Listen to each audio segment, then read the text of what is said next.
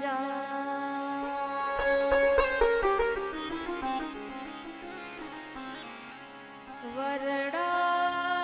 वरदानामर्थ संघानां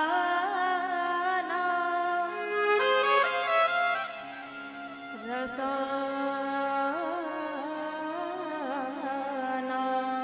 छन्दसामपि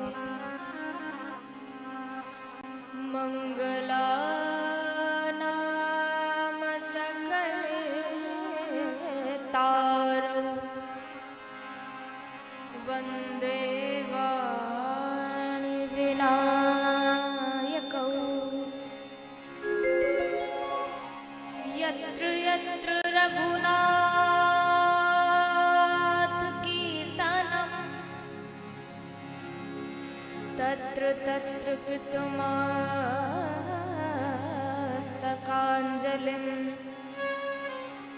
बाष्पवारि परिपूर्ण लोचनं मारुतिं नमत राक्षसान्तकम् भवानी शङ्करौ वन्दे श्रद्धा विश्वासरूपिणौ याभ्यां विना न पश्यन्ति सिद्धः शान्तः स्थमीश्वरम् गङ्गा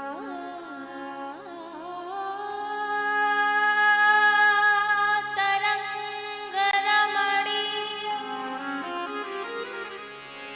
जटा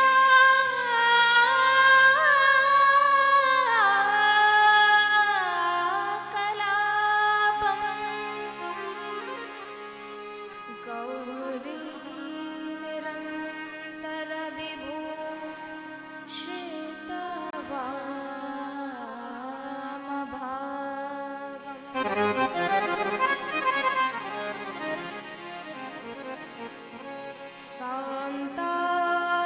शान्ताकारं शिखारशमनं नीलकण्ठं सुरेशं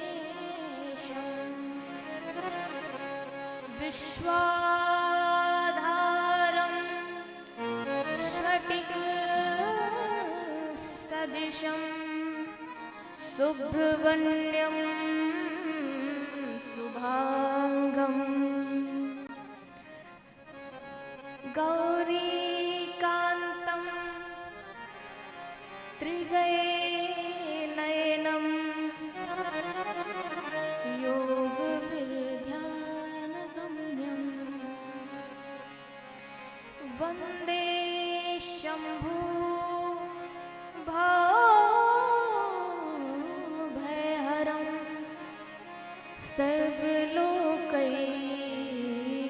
सर्वलोकैकनाथं सर्वलोकैकनाथं। बोलिए उमापति महादेव की जय। नमः पार्वती पतये हर हर महादेव।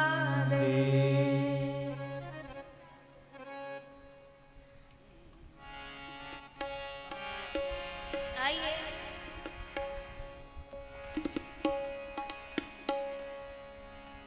कथा में प्रवेश करने से पूर्व हम अपनी मनवाणी को पवित्र करने के लिए आशुतोष अवडरधानी के पावन नाम का संकीर्तन करें। तत्पश्चात कथा में हम सभी प्रवेश करेंगे।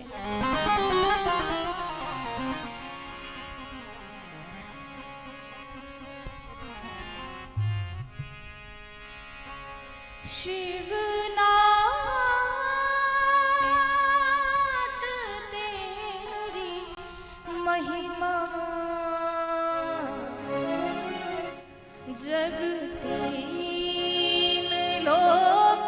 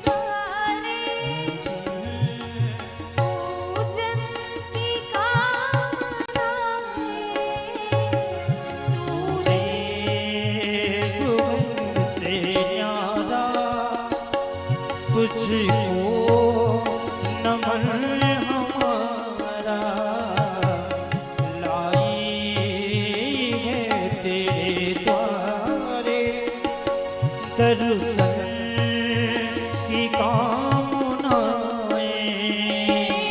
तू देव जग प्यारा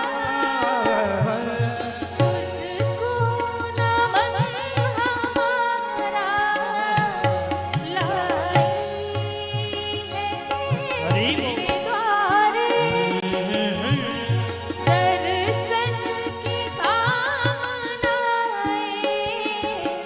भोलेनाथ तेरी महिमा जगतीन लोक गाए भोलेनाथ तेरे महिमा जगती लोक गाए शिवनाम तेरी महिमा जगतीन लोक गाए भोलेनाथ तेरे महिमा जगती लोक गाए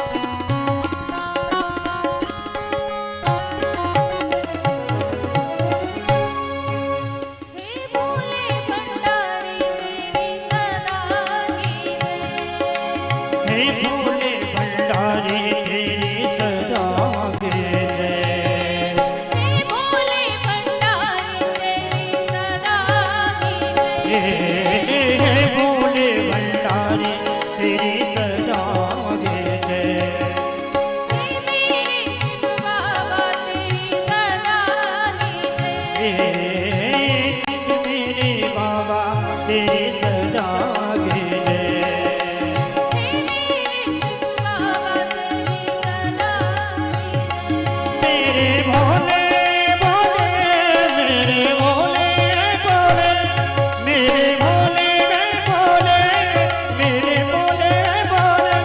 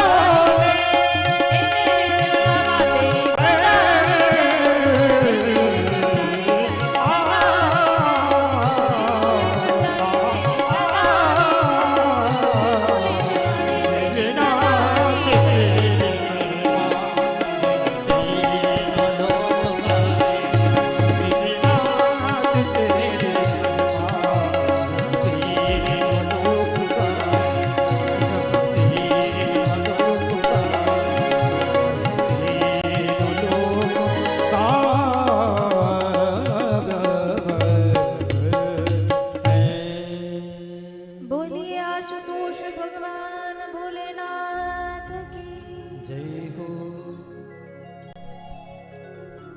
आशुतोष अवडरदानी शिव बाबा के चरणों में कोटिशः प्रणाम। अम्बा परम्बा जगत जननी जगदम्बा माँ भवानी के चरणों में कोटिशः प्रणाम। कथा के रस रसिक श्रोता आंजनेय नंदन हनुमंत लाल जी महाराज के चरणों में कोटिशः प्रणाम। श्री वेद व्यास जी महाराज के चरणों में कोटिशः प्रणाम। श्री सद्गुरुदेव भगवान के चरणों में कोटिशः प्रणाम। गणेश जी, कार्तिकेय भगवान, आप सभी के चरणों में कोटिशः प्रणाम। यहाँ पर उपस्थित माताएं, बहनें, बाल मंडली, विप्र मंडली, वृद्ध माताएं, सभी के मन मानस में विराजमान मैं अपने सर्वेश्वर विशेश्वर भगवान को वंदन प्रणाम करती हूँ। सिया राम मैं सब जग जानी, करम प्रणाम जोर जुग पानी। आप सभी के हृदय पटल पर विराजमान मैं अपने सर्वेश्वर विशेश्वर भगवान को वंदन प्रणाम करती हूँ। हम आप सभी आज श्री शिव महापुराण के द्वितीय दिवस के सत्र में द्वितीय दिवस की वेला में उपस्थित हुए। आप सब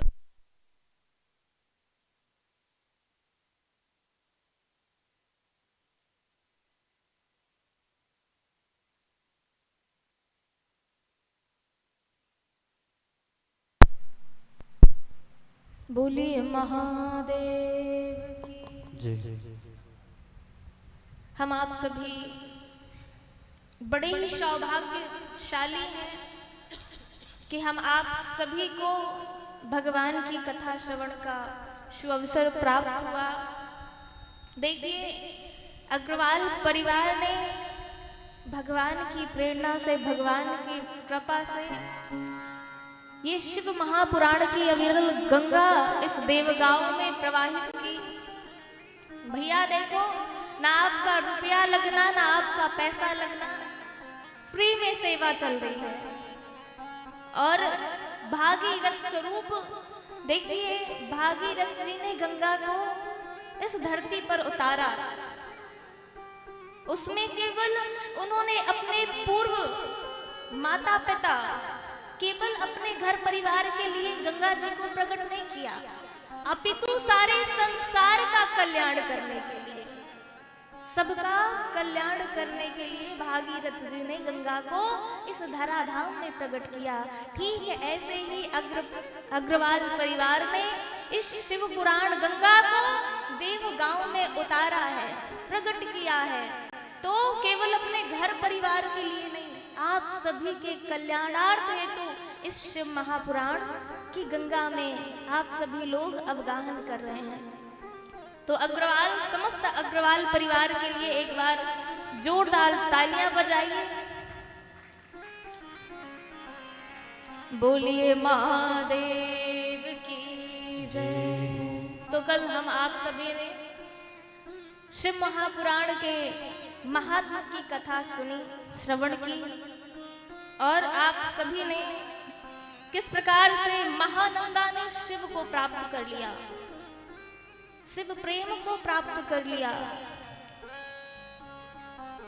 और आप सभी ने कल श्रवण किया कि किस प्रकार हरे राम व्यास जी महाराज ने शिव जी को सारे संसार को परास्त करने के लिए एक बेड़ा उठा लिया था कि मैं सारे संसार के ज्ञानवान पुरुषों को, विद्वान पुरुषों को क्या करूंगा, पराजित कर दूंगा। परंतु शिव जी ने क्या कहा, क्या बताया? उन्होंने जगत के सत्य को बताया कि जगत का जो सत्य है वह क्या है। जगत का सत्य केवल परमात्मा है। और ज्ञान क्या है? ज्ञान है असत्य को छोड़कर सत्य की ओर हम सभी चल पड़े। और विद्या का फल क्या है? ज्ञान का फल क्या है? विद्या और ज्ञान का फल ये है कि हम इस असत्य को छोड़कर, ये सत्य क्या है और असत्य क्या है, ये संसार में हम मान, बड़ाई, ईर्ष्या, प्रतिष्ठा के लिए भागे दौड़े जाते हैं और अपने सारे जीवन को व्यर्थ कर देते हैं, बर्बाद कर देते हैं। परंतु सत्य क्या है? केवल परमात्मा। कल आप सभी ने श्रवण किया कि वृद्ध बाबा ने क्या कहा कि हरे राम व्यास जी, आप केवल मान बढ़ाई, ईर्षा, वैभव, नाम को पाने के लिए आप काशी के विद्वानों को पराजित करना चाहते हैं। आप भी कहते हैं कि सत्य तो केवल परमात्मा है, तो आप ही असत्य की होड़ में क्यों जा रहे हैं? तो कहने का तात्पर्य यह है कि हम धन कमाएं, पैसा कमाएं, क्यों? क्योंकि धन नहीं होगा, अर्थ नहीं होगा तो भाई परिवार का पालन पोषण कैसे करोगे? धार्मिक आयोजन भी कराना है तो उसमें भी पैसा चाहिए। तो अर्थ तो हर एक वस्तु में, व्यक्ति में अर्थ की आवश्यकता होती है। बड़ा ही सुंदर श्लोक है, विद्या ददाति विनयम विनयात यात पात्रतां पात्रत्वात् धनमाप्नोति धनात् धर्मं ततः सुखं धनात् धर्मं ततः सुखं। विद्या ददाति विनयम, विद्या से क्या? विनम्रता आती है, और विनम्रता से क्या आती है? पात्रता। और पात्रता आई तो क्या होता है? पात्रत्वा धनमाप्नोति, हमारे पास धन अर्जन होता है। और धन से क्या मिलता है? जब हम धार्मिक आयोजन कराते हैं, भगवान के गुणानुवाद गाते हैं, श्रवण करते हैं, तब हमारे जीवन में क्या आता है? ततः सुखम, सुख की प्राप्ति होती है। इसलिए सूत जी कहते हैं कि हे शौनकादि ऋषियों, आपने जो पूछा कि पुराणों में विशेष पुराण कौन है, शास्त्रों का सार क्या है, तो मैं कहता हूं कि शास्त्रों का सार क्या बताया कि ये कलयुग के जो प्राणी हैं वह भयभीत रहते हैं। शौनकादि ऋषियों ने पूछा किस चीज से भयभीत रहते हैं, तो सूत जी ने कहा कि आज के युग का जो प्राणी है, जीव है, वह मृत्यु से भयभीत रहता है कि मैं मर जाऊंगा। भयभीत जरूर रहता है परंतु कभी अपने बारे में चिंतन नहीं करता, वह तो दूसरों के बारे में ही चिंतन करता रहता है। कभी पड़ोसी के बारे में, कभी अपने बेटे के बारे में, कभी अपनी पत्नी के बारे में, तो कहीं किसी के बारे में। अपने बारे में सोचने का उसे समय ही नहीं है। वह कभी स्वयं के बारे में नहीं सोचता कि मैं कहां से आया हूं, मैं कौन हूं। क्या सोचता है? केवल दूसरों के बारे में। वेद व्यास जी ने कहा, निद्रया ह्रियते नक्तम् व्यवायेन जवावया दिवाचार्थे हया राजन् कुटुम्ब भरणेन वा दिवाचार्थे हया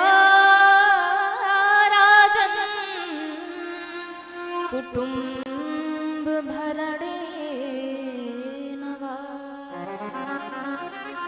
क्या विचार करते हैं? अगर पुत्र हुआ तो विचार करते हैं ये पुत्र पढ़ेगा कैसे और आगे बढ़ेगा कैसे, दुकान के बारे में, मकान के बारे में। अरे भैया, करता तो कोई और है, आप क्यों इतना विचार करते हैं? पर फिर भी विचार करना है तो दूसरों के बारे में नहीं, स्वयं पहले सोचिए, पहले स्वयं का कल्याण करिए। अच्छा, एक बात और बताऊं, घर परिवार में जो हम लोग हैं ना, हमारी विचारधारा ऐसी हो गई है कि हम सामने वाले से केवल लेना चाहते हैं, अपेक्षाएं ज्यादा रखते हैं और सहायता कम करते हैं। तो प्रायः देखा जाता है कि परिवारों की भूमिका ही समाप्त हो गई है। ना भाई भाई को देखना चाहता, ना बहन बहन को देखना चाहती। ऐसा प्रेम हो गया है। घर परिवार में ऐसी फूट हो गई है कि घर परिवार केवल नाम के बचे हैं कि ये हमारा परिवार है, ये हमारा भाई है, ये हमारा लड़का है, केवल देखने के, केवल बताने के लिए। क्यों? क्योंकि जो मन की विचारधारा है, जो मन की भावना है, वह एक दूसरे से घृणास्पद हो गई है। मन में विचार करते हैं, अरे हमारे जीवन में हमारे भाई ने कितना हमारे साथ गलत किया। इसलिए भैया देखो, परिवार का समन्वय बनाना है, सामंजस्य बनाना है, तो ये शिव महापुराण सिखाती है। क्या सिखाती है? सदाचारस्य भक्ति विवेको वर्धते कथम स्विकार निराशश्च सज्जनैः क्रियते कथम। ये शिव महापुराण श्रवण करने से क्या होगा? तो सूत जी ने कहा कि हे 88,000 ऋषियों, इस कथा से आप लोगों ने पूछा श्रवण करने के लिए, आप लोगों ने भगवान शिव की कथा पूछी है, श्रवण करने की जिज्ञासा आप लोगों के मन में है, तो आप लोग धन्य हैं। क्यों? क्योंकि ये शिव कथा कैसी है? ये शिव कथा हमारे मन को, हमारे हृदय को निर्मल करने वाली है। एन तत्साधनानासु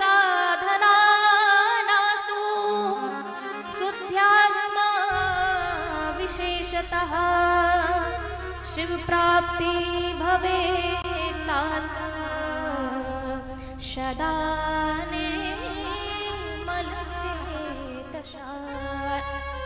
हे शौनकादि ऋषियों, ये शिव महापुराण, शिव जी का चरित्र जब हम श्रवण करेंगे, जब हम मनन करेंगे, तो हमारा मन, हमारा हृदय जो है, हमारा चित्त है, वह क्या होगा? निर्मल होगा। और जो हमें भय लगा रहता है, किस बात का भय लगा रहता है? कि हमारी मृत्यु हो जाएगी। काल प्याल मुखाग्रास, काल प्याल महात्रास, विध्वंस कर उत्तमम शैवम पुराणम परम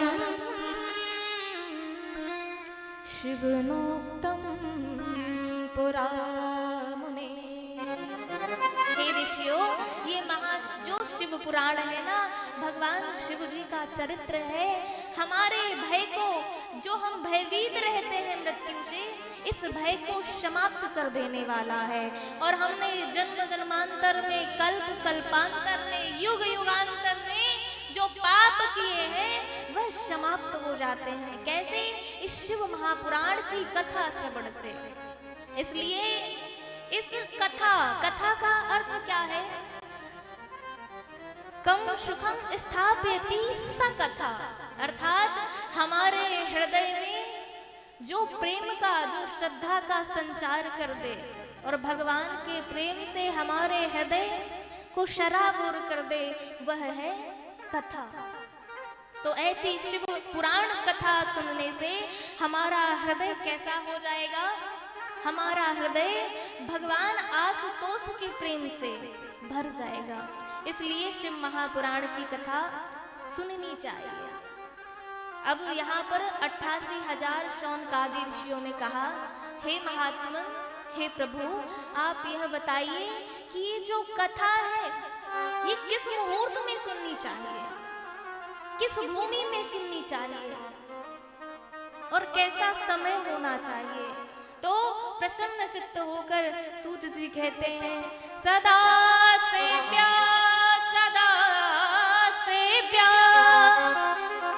सदा सेव्या विशेषतः एतस्य पुराणस्य कथा परम पावनी। मनी कथा परम पावनी। सूत जी कहते हैं शौनकादि ऋषियों, ये शिव पुराण की कथा आप किसी भी काल में सुनिए, किसी भी समय में सुनिए। ये शिव पुराण की कथा हर लोगों में मंगल ही मंगल करने वाली है। तो सदा सेव्या, सदा सुनिए, सभी कालों में, सभी समय में, आपको जब समय मिले। ऐसा नहीं कि भगवान का पूजन करने के लिए।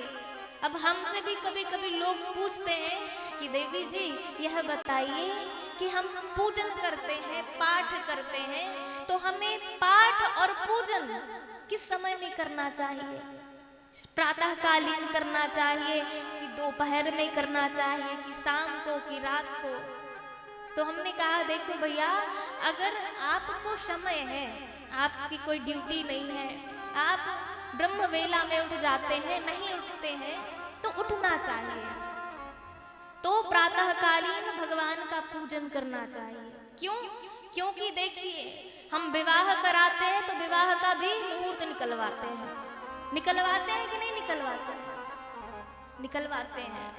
आप मुंडन कराना है, विवाह कराना है, गृह प्रवेश कराना है, तो हर चीज में, हर एक मंगल महोत्सव में हम सभी मुहूर्त निकलवाते हैं। इसलिए भगवान से मिलने का, ब्रह्म से मिलने का समय क्या है? ब्रह्म मुहूर्त। अगर ब्रह्म से मिलना है तो ब्रह्म मुहूर्त में भगवान का स्मरण करो, भगवान का पूजा करो, भगवान का चिंतन करो। इसीलिए प्रातःकालीन भगवान की पूजा करनी चाहिए। और यद्यपि अपितु आपको समय ना हो तो आप किसी भी काल में, किसी भी समय में भगवान का चिंतन, भगवान का स्मरण कर लेना चाहिए। इसीलिए आइए कथा में प्रवेश करने से पूर्व भोलेनाथ को मनाते हुए सीधे प्रसंग की ओर चलते हैं।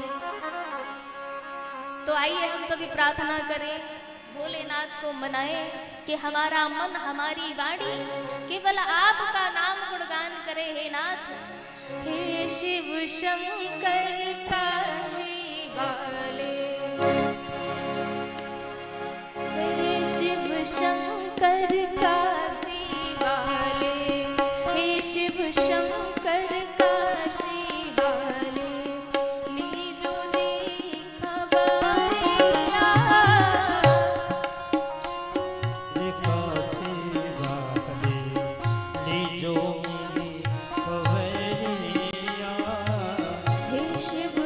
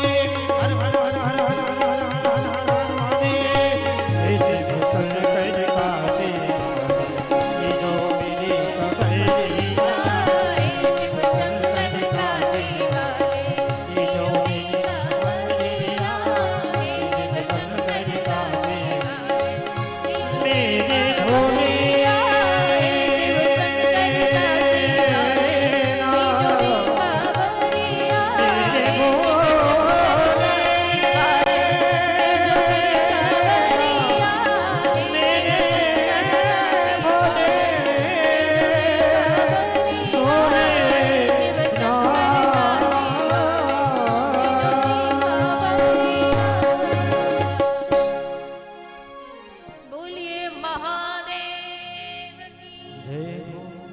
आज मुझे ऐसा लगता है कि आप सभी लोगों ने भोजन नहीं किया है। किया है? किया है तो जयकारा जय घोष जरा तेज से जयकारा जय घोष तेज से जोर से लगाना चाहिए। तो बोलिए महादेव की जय। अच्छा, जय घोष कहते हैं ना कि हाथ उठाकर लंबे लंबे हाथों को उठाकर जय घोष जयनाद करना चाहिए। क्यों करना चाहिए जानते हैं? जयकारा क्यों लगाते हैं? पता है आप सभी को? अरे भाई पता है तो हाँ कीजिए, मुंडी हिलाइए। नहीं पता है तो मना कर दीजिए। नहीं पता ना? तो एक बार क्या हुआ कि एक व्यक्ति ने पूछा, हमारे जो बड़े सरकार थे उन्होंने पूछा कि प्रभु हे भगवान, आप ये बताइए कि महात्मा लोग कहते हैं लंबे लंबे हाथ उठाकर जयकारा लगाओ, बोलिए श्यापति रामचंद्र की जय, महादेव की जय। जब देखो जयकारा ही लगाते रहते हैं, तो क्यों जय घोष क्यों करवाते हैं? हाथों को लंबे लंबे हाथों को खड़े करके बोलते हैं कि जयकारा लगाइए। क्यों? तालियां बजाइए। जब भजन होता है तो तालियां भी बजवाते हैं। क्यों बजवाते हैं? तो महात्मा जी मुस्कुराने लगे और कहा कि भैया देखो, तुमने जो प्रश्न किए हैं वो तो बड़े बढ़िया हैं। और मुस्कुरा के कहा कि जब भजन होता है तो तालियां बजाते हैं, तो तालियां जब बजती हैं तो आपने जो कर्म किए हैं, जो पाप राशि संचित हुई है आपकी, तो वो समाप्त होती है, उतर जाती है। तो वो जो व्यक्ति था बड़ा विचित्र था। उसने मुस्कुराते हुए पूछा, कहा कि महात्मा जी आपने ये तो बता दिया कि तालियों को बजाने से पाप उतर जाते हैं। अब उतर तो जाते हैं, पर जाते कहाँ हैं उतर के, यह तो बताइए। तो महात्मा जी ने कहा, हमारे सरकार ने कहा, भैया उतर के आपको पता है कहाँ जाते हैं? जो आपका बगल वाला तालियों का नाद नहीं करता, तालियां नहीं बजाता, तो आपके पाप उतर के बगल वाले के चले जाते हैं।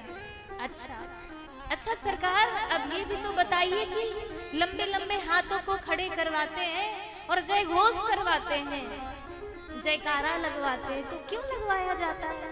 तो सरकार ने कहा कि देखो भैया, ये जो सारा खेल है ना, ये हमारे हस्त में जो रेखाएं होती हैं, किसी का राहु बिगड़ा है, किसी का केतु बिगड़ा है, ये सब ग्रहों का चमत्कार है। हमारे ग्रहों में 7.5 लगी रहती है। तो हाथ क्यों उठाकर जयनाद करते हैं? हाथ उठाकर इसलिए जयकारा लगवाते हैं कि भगवान के सामने, क्योंकि ये सरेंडर होने की कंडीशन है। जब हम सभी जगहों से हार जाते हैं तब क्या करते हैं? सरेंडर हो जाते हैं। तो कहने का भाव यह है कि जब हम सब जगहों से हार जाते हैं तो जो हमारे हाथों में रेखाएं हैं, तो भगत क्या कहता है, सरकार देखिए ये जो मेरी हाथों की रेखाएं हैं ना, जो बिगड़ी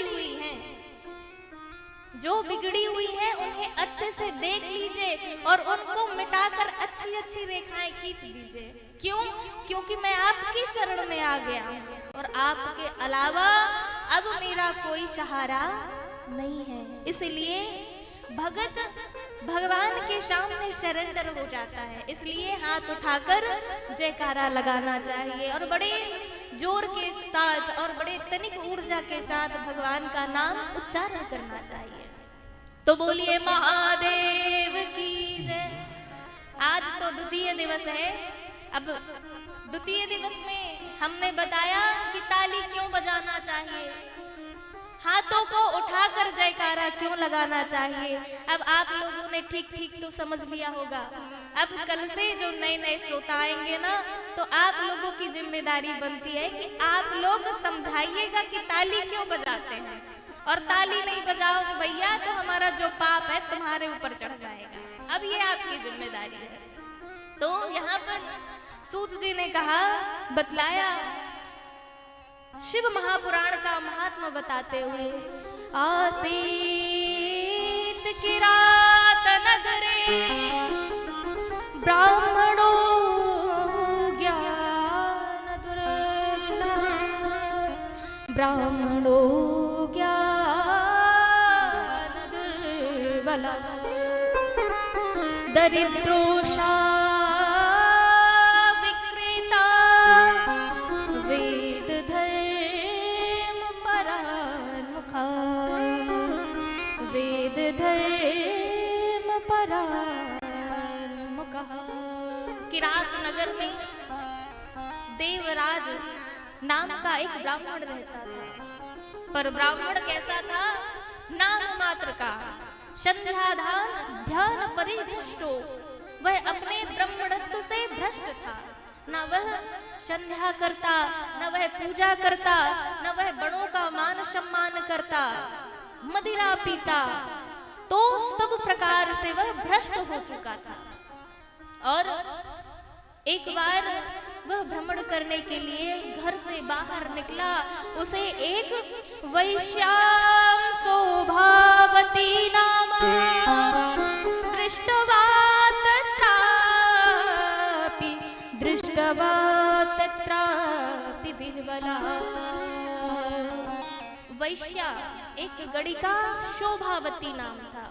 उसने भ्रमण करते हुए एक वैश्या को देख लिया और वैश्या को देखकर उसका जो मन है, उसका जो चित्त है, वह आकर्षित हो गया। और उसने क्या किया कि उस वैश्या से विवाह कर लिया। विवाह किया तो माता पिता ने रोका टोका और घर से बाहर निकाल दिया। परंतु ददाति प्रगृह्णाति गुह्यं ख्याति प्रक्षति, वह ना माना और उस गणिका को लेकर वह दूसरी जगह रहने लगा। अब महाराज प्रेम से वह रहने लगा। तो एक दिन क्या हुआ, उसका व्यापार चलता था, वह शहद का व्यापार करता था। एक दिन उसे ज्वर आया और बहुत तेज से जब बुखार आई, ज्वर आया, तो वह वहीं बेहोश हो गया। और जब बेहोशी से उसे चेतना आई तो वह विचार करने लगा कि मैंने आजीवन भर क्या किया, मैंने आजीवन पाप कर्म किए, अत्याचार किया, दुराचार किया, पाप राशि उसकी संचित हो गई और अब मुझे ऐसा लगता है कि मेरी अंतिम श्वास चल रही है और मेरा अंतिम समय आ गया। अब वह उसको बोध हुआ कि मैंने आजीवन भर पाप ही पाप किए, मैंने कभी भगवान का नाम नहीं लिया, दूसरों का पुरुषार्थ नहीं किया, दूसरों की कभी सेवा नहीं की। यह विचार कर रहा था कि जो करना था सब है बाकी, जो किया नहीं था करना, जो किया नहीं था करना। आज उसे पता चल रहा है, आज उसे बोध हुआ कि मैंने आजीवन जो नहीं करना था वो मैंने सारे काम किए। और होता भी भैया यही है। और खासकर महिलाओं में तो ऐसी आदत होती है कि वो शांति से बैठ ही नहीं सकती, वह शांति से कभी नहीं बैठ सकती। इसकी बुराई, उसकी बुराई, दूसरों की निंदा करना। पर यहाँ की जो माता जी हैं, ये सारी माताएं जितनी भी हैं, ये यहाँ की बात नहीं कर रही हूँ मैं, यहाँ की माताएं तो बहुत अच्छी है, आप लोगों की बात नहीं कर रहे हैं हम तो भैया। पर ऐसा खासकर माताओं का स्वभाव होता है। तो मैयाओं देखो, किसी की निंदा करना, किसी की बुराई करना, ये अच्छी बात नहीं है। कहते हैं कि बुराई करने में, निंदा करने में होता क्या है, जिसकी आप निंदा करते हो, जिसकी आप बुराई बताते हो, जो उसने पाप किया है ना, वो सारे पाप आपके ऊपर आ जाते हैं और आपके खाते में लिख जाते हैं और उसके जो पाप है ना, उसके पाप उतर जाते हैं। तो किसी की बुराई नहीं करनी चाहिए, किसी की निंदा नहीं करनी चाहिए। और यह विचार करते करते वह जब उसे चेतना आई तो वह सुना, उसके श्रवण में कथा की एक स्वर नाद हुआ कि शायद शिव पुराण की कथा चल रही है। और वह जाकर मंदिर में बैठ गया। और मंदिर में बैठा तो उसे भगवान शिव की शिव महापुराण कथा 7 दिनों तक उसने श्रवण की और कुछ दिनों के बाद वह उसकी मृत्यु हो गई। अब यमराज के जो गण थे वह आए लेने के लिए, और जैसे ही लेने के लिए आए महाराज तो शिव गण भी वहां पहुंच गए और बोले भैया इसे कहां ले जा रहे हो? तो यमराज के गणों ने कहा, पार्षदों ने कहा, यमदूतों ने कहा कि ये घोर घनघोर पापी है, इसने जीवन भर पाप ही पाप दुराचार किए हैं, हम इसे नरक ले जाने आए हैं। और जो शिवगण के पार्षद थे उन्होंने जो पीटा, जो लाठी चलाई, दूर गिरे। अब महाराज जो यमराज के दूत थे उन्होंने कहा, अरे भैया तुमने हमें मारा क्यों, पीटा क्यों, किस कारण से आपने हमारे ऊपर लाठी चार्ज कर दी, आपने लाठी क्यों चलाई? तो यमदूतों से कहा शिवगणों ने कि भैया तुम्हें अभी समझ नहीं आया, ये जिसे ले जा रहे हो ना, ये भगवान का भगत है। इसने 7 दिनों तक निरंतर पिपासापूर्ण, जिज्ञासापूर्ण और अपने किए पाप का उसने पश्चाताप किया कि मैंने जो किया जीवन भर वह गलत था। यह श्रवण करके उसका मनन भी किया और मनन करके अपने जीवन में भी व्यवहारित कर लिया। इसीलिए ये पापी नहीं रहा, ये भगवान का भगत है और ये नरक नहीं जाएगा, ये नरक नहीं जाएगा, ये तो शिवलोक जाएगा। और जैसे ही यह बात कही वैसे ही आज देवरात प्रसन्न हो गया, देवरात प्रसन्न हुआ और देवरात शिवलोक को गया। भगवान का नाम कैसा है कि चित के वलया भक्त्या वासुदेव परायण अघं धुन्वन्ति कास्तैण निहारमिव भास्करा निहारमिव भास्करा। हमारा कार्य क्या है, हमारा जीवन का लक्ष्य क्या है? हमें केवल और केवल शक्ति प्रभु का स्मरण करना चाहिए। क्यों? क्योंकि ये जो जन्म हमारा हुआ है भगवत प्राप्ति के लिए हुआ है। ऐसे समझे, एक व्यक्ति ने महात्मा जी से पूछा कि महात्मा जी आप यह बताइए कि ये जो हमारा जन्म हुआ है भगवत प्राप्ति के लिए हुआ है, तो मेरा जो विचार कहता है कि भगवान नहीं है। अब वह नास्तिक था। तो महात्मा जी ने कहा नहीं नहीं भैया, भगवान है और भगवान सब में व्याप्त है, कण कण में व्याप्त है। हरि व्यापक सर्वत्र समाना, हरि व्यापक सर्वत्र समाना, हरि व्यापक सर्वत्र समाना, हरि व्यापक सर्वत्र समाना। प्रेम ते प्रगट होहि मैं जाना, प्रेम ते प्रगट होहि मैं जाना, हरि व्यापक सर्वत्र समाना, हरि व्यापक सर्वत्र समाना, हरि व्यापक सर्वत्र समाना, हरि व्यापक सर्वत्र समाना, हरि व्यापक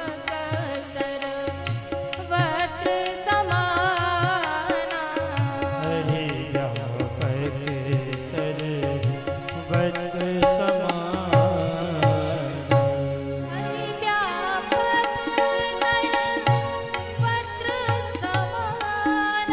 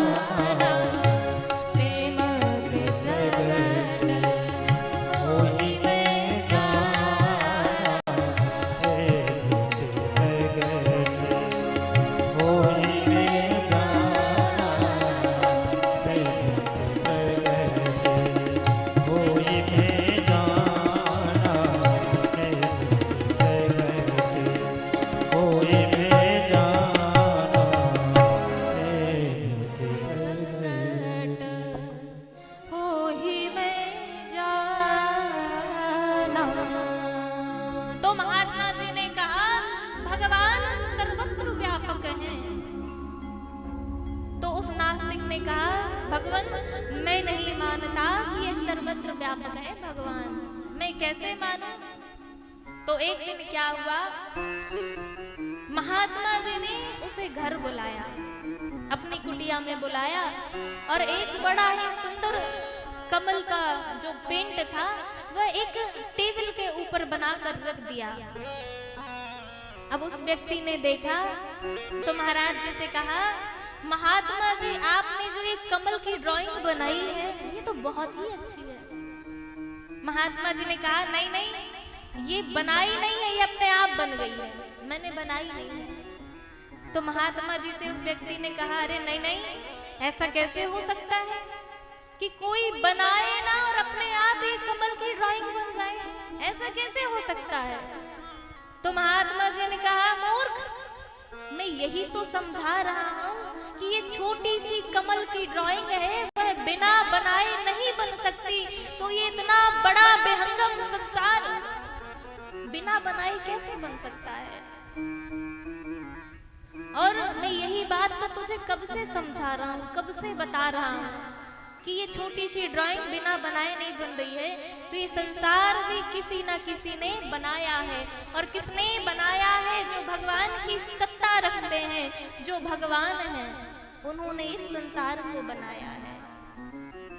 इस प्रकार संसार को बनाने वाले परमात्मा हैं, तो उस परमात्मा का भजन करना चाहिए। और सूत जी ने बड़ा ही सुंदर प्रसंग बताया और कहा कि ये जो शिव महापुराण है सप्ताह ज्ञान यज्ञ है, आप कितने भी पापी हो कितने भी दुराचारी हो, वेदव्यास जी महाराज ने भी ये लिखा, बड़ा सुंदर भाव लिखा, ये मानवा पाप कृतस्तु सर्वदा सदा दुराचार रता विमार्गा क्रोधाग्नि दग्धा कुटिलाश कामिनः सप्ताह यज्ञेन कलौ पुनन्ति ते कायेन वाचा मनसापि पातकं नित्यं प्रकुर्वन्ति शठाहटेन परश्वपुष्टा मलिना दुरातया सप्ताह यज्ञेन कलौ पुनन्ति ते सप्ताह यज्ञेन कलौ पुनन्ति ते।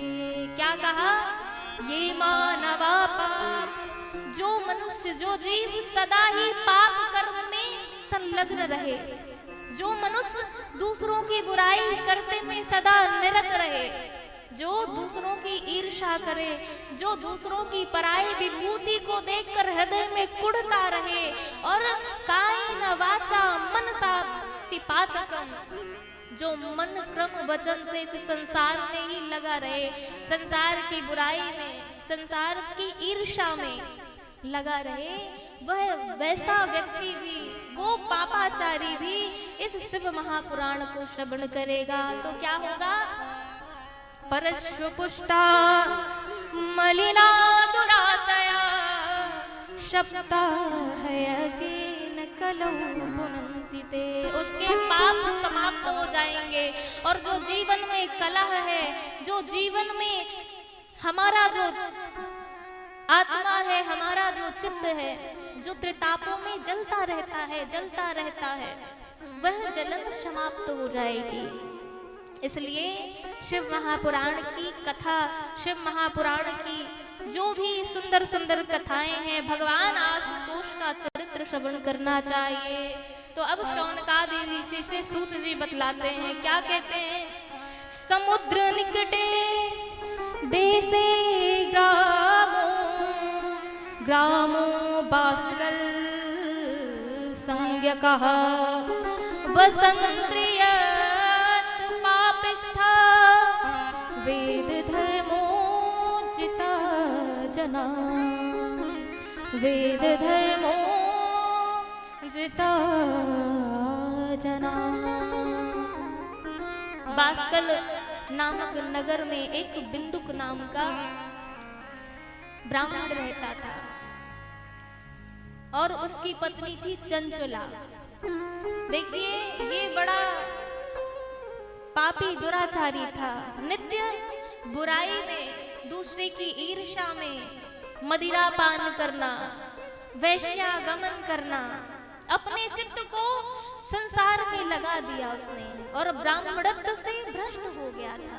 परंतु जो उसकी पत्नी थी, सहधर्मिणी थी, वह बड़ी ही भगवान में निष्ठावान थी, निष्ठित थी और भगवान में ईष्टित भी थी। वह भोलेनाथ को मानती थी।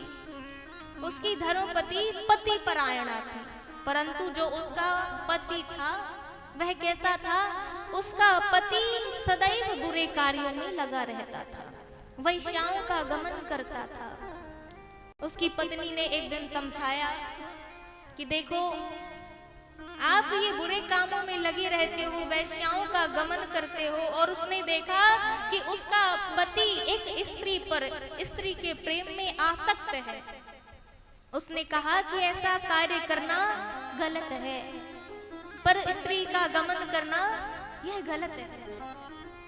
तो बिंदुक ने कहा कि मैं गलत हूँ, मैं मानता हूँ और मुझे ऐसा लगता है इसमें कोई बुराई नहीं है और मैं जो कर रहा हूँ मैं वैसा ही काम करूंगा। तुम्हें अच्छा लगे तो तुम मत देखो और तुम्हें अगर बुरा लगता है तो मैं जो कार्य कर रहा हूँ तुम भी वही कार्य करो। मैं पर स्त्री का गमन करता हूँ तो तुम भी पर पुरुष के पास जाओ। परंतु एक बात याद रखना, तुम पर पुरुष के पास जाओगी, उसका गमन करोगी तो जो उससे धन मिलेगा उस धन को मुझे देते जाना। अब वह जो पत्नी थी वह मान गई। अब बिंदुक भी महाराज गलत कार्यों में निमग्न हो गया और चंचला देवी भी गलत कार्यों में संलग्न हो गई। और एक दिन, क्योंकि ये जीवन है ना, समय बीता और समय बीता तो आयुर्नश्यति पश्यता प्रतिदिनम याति क्षयम् योगिनाम्। ये जो हमारी आयु है ना, बचपन निकला, जवानी निकली, बचपन तो खेलने में, खाने में गवा दिया। लाड़ प्यार ने, माता जी के लाड़ प्यार ने बालक को बड़ा किया। अब जवानी आई तो जवानी में विचार करने लगे कि हम क्या करें क्या ना करें, व्यवसाय धंधा देखने लगे। अब समय बीता महाराज तो क्या हुआ? आयुर्नश्यति पश्यताम। ये जो जीवन मिला है ना, ये जीवन रूपी कली एक ना एक दिन मुरझा ही जाती है। और समय व्यतीत हुआ, बिंदुक भी उसकी मृत्यु हो गई। अब चंचला बेचारी बड़ी दुखी थी। एक बार की बात है कि चंचला के गांव के निवासी गोकर्ण क्षेत्र जा रहे थे।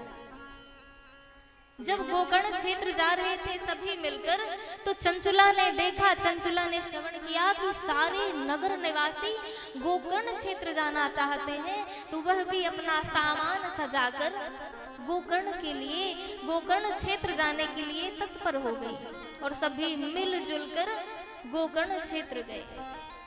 वहां शिव जी का प्राचीन शिवलिंग था। जैसे ही चंचला ने उस शिवलिंग का दर्शन किया, उसका चित्र निर्मल हो गया। उसका चित्र निर्मल हुआ और उस मंदिर पे, उस क्षेत्र में शिव महापुराण की कथा चल रही थी। शिव महापुराण की कथा प्रवाहित हो रही थी। व्यास जी बता रहे थे, देखो भैया ये जीवन है ना, इस जीवन में आप जितने भी कुकर्म करते हैं, कुकृत्य करते हैं, उन सब का फल एक ना एक दिन भोगना पड़ता है। पर आज के युग में इस बात को जोड़ा जाए, अगर किसी को कहेंगे भैया गलत कार्य ना करो, मदिरा पान ना करो, सिगरेट ना पियो, तो वो कहेंगे अरे भाई किसने देखा, जीते जी आप कहते कि नर्क मिलेगा। अरे नर्क किसने देखा? अभी तो हम जो गलत काम कर रहे हैं उसमें आनंद तो मिल ही रहा है। किसने देखा कि हम नरक जाएंगे? अब वहां पर चंचला कथा में बैठी थी और व्यास जी महाराज ने भागवत पुराण में ऐसे ऐसे नरकों का वर्णन है महाराज, और शिव पुराण में नरकों का वर्णन ही व्यास जी श्रवण करा रहे थे। और जैसे ही भयानक भयानक नरकों का वर्णन किया महाराज, आज चंचला व्यथित हो गई, दुखित हो गई कि मैंने आजीवन भर, सारे जीवन भर मैंने पाप ही पाप कर्म किए हैं, मुझे तो ना जाने कैसे कैसे नरक भोगने पड़ेंगे। आज जब कथा का विराम हुआ, व्यास जी अपने कक्ष में गए। अब चंचला इतनी व्यथित है, दुखित है, वह महाराज जी के पास गई और रोते हुए गई। आज महाराज जी के चरणों में दंडवत प्रणाम करने लगी, चरणों को पकड़ लिया और रोने लगी, बिलख बिलख कर रोने लगी। महाराज जी ने कारण पूछा, अरे देवी तुम क्यों विलाप कर रही हो, क्यों रो रही हो? महाराज जी मुझसे गलतियां हो गई। क्या गलती हुई बेटी, तुमसे क्या क्या पाप हुआ? महाराज जी, व्यास जी, मैंने आज जीवन भर जो भी किया वो बुरे कर्म ही किए, पाप कर्म ही किए। और आपने जो कथा सुनाई, आपने जो यातनाओं का, नरक का वर्णन किया, तो मैंने तो सारे जीवन भर पाप किया है, तो मुझे ना जाने कैसे कैसे नरकों को भोगना पड़ेगा। परंतु महाराज जी आप ये तो बताइए कि मुझे ऐसा कोई कार्य बताइए कि मुझे पाप करने से, क्योंकि मैंने पाप तो कर लिया, परंतु कुछ ऐसा उपाय बताइए कि मुझे नरक की यातनाएं ना भोगनी पड़े। तो व्यास जी मुस्कुरा कर कहते हैं, देवी देखो तुमने पाप किए हैं, परंतु इसका भी उपाय है। ये पाप धुलते कैसे हैं? मैंने पूर्व में बताया कि चित्त के वलया भक्त्या वासुदेव परायणः अगम दुन्वन्तिकास्तहिना निहारमेव भास्करः। भगवान का पावन पुनीत नाम, शिव जी का चिंतन, शिव जी का जो तीनों लोकों में मंगल ही मंगल करने वाला है, तुम ऐसे शिव जी की पूजा करो, ऐसे भोलेनाथ जी की अर्चना करो। इसलिए देवी तुम्हें अगर यातनाओं को नहीं भोगना है, नरक नहीं जाना है, तो शिव का स्मरण करो, शिव जी की पूजा करो। क्यों? क्योंकि हमारा कर्म जो हम करते हैं वैसा ही हम भरते हैं, वैसे ही हमें भोगना पड़ता है। और भागवत जी में भी यही वर्णन है। कृष्ण भगवान नंद बाबा को कहते हैं, बाबा देखो ये जो हमारा जन्म है ना, हम जैसा करते हैं वैसा ही भरते हैं, कोई सुख नहीं देता, कोई दुख नहीं देता, हमारे कर्म ही सुख देते हैं और हमारे कर्म ही हमें दुख देते हैं।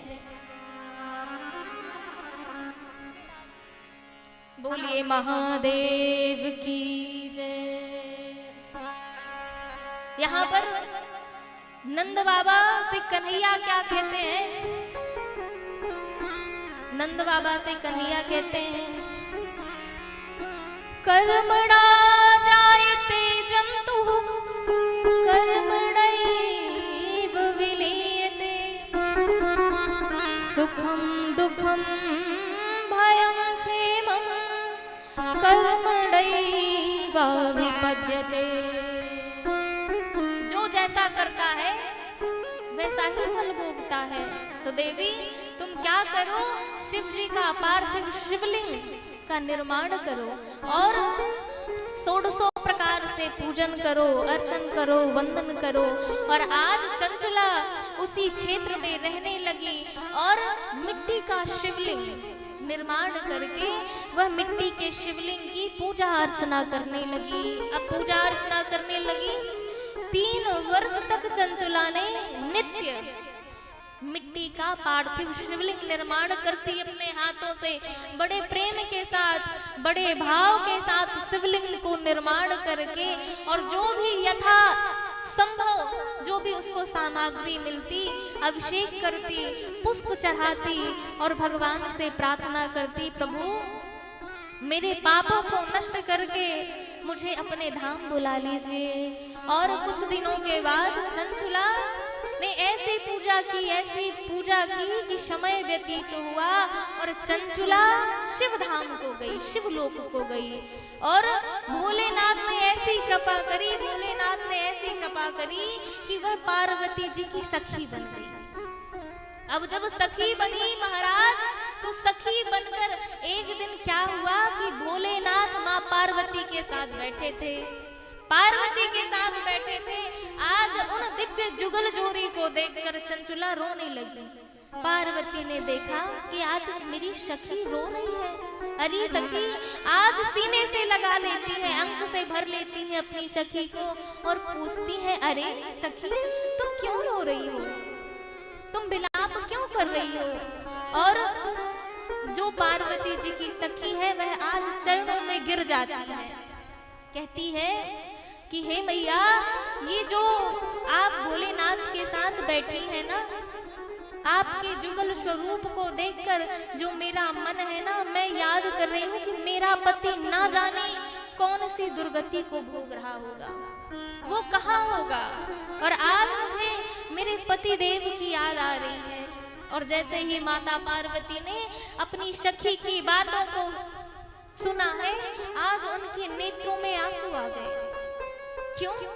क्योंकि भगवती माँ परांबा अपने भक्तों का दुख कभी नहीं देख सकती।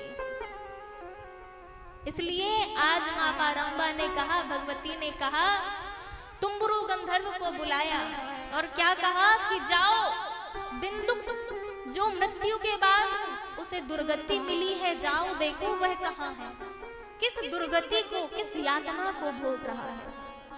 और महाराज शिव के गण जत्र तत्र अब ढूंढ रहे हैं कि बिंदुक किस गति को, किस दुर्गति को प्राप्त किया है, किस दुर्गति को भोग रहा है। आज जैसे ही देखा कि एक पर्वत पर वह पिशाच बनकर रो रहा है, चिल्ला रहा है, भूख से तड़प रहा है, और जब उसे खाने के लिए नहीं मिलता, पीने के लिए पानी नहीं मिलता, वो रोता है, चिल्लाता है, भागता है, दौड़ता है। और अगर कोई उसके पास जाए महाराज, भयानक रूप धरकर लोगों को डराता है। और जब भूख प्यास लगने पर उसे खाने और पीने को ना मिले तो वह खुद को छाती पीट पीट कर रोता है, चिल्लाता है।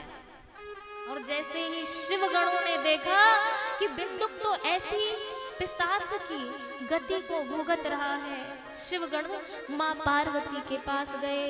और पार्वती के पास जैसे गए तो सारा वृत्तांत सुना दिया कि बिंदुक एक पर्वत पर पिशाच योनि को भोग रहा है माता। और माता ने जब सुना तो माता द्रवित हो गई। माता ने पुकार लगाई तुम्बुरु गंधर्व को। ये तुम्बुरु गंधर्व कौन है?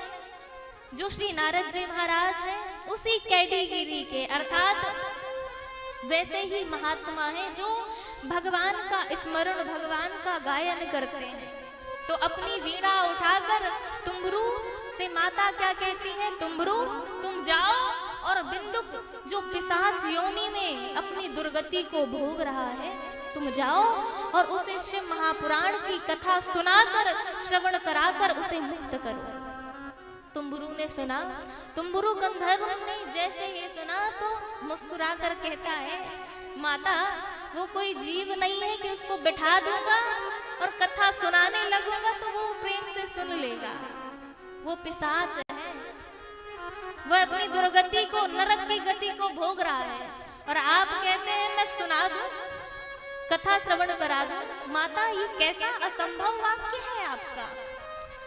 तो माता ने झुंझला कर कहा, तुम्बुरु गंधर्व तुम्हें अगर वो प्रेम से सुनता है तो प्रेम से सुनाओ, अगर वह भागता है तो उसे रस्सियों में बांधकर और एक वृक्ष में बांधकर तुम उसको बांधकर सुनाओ।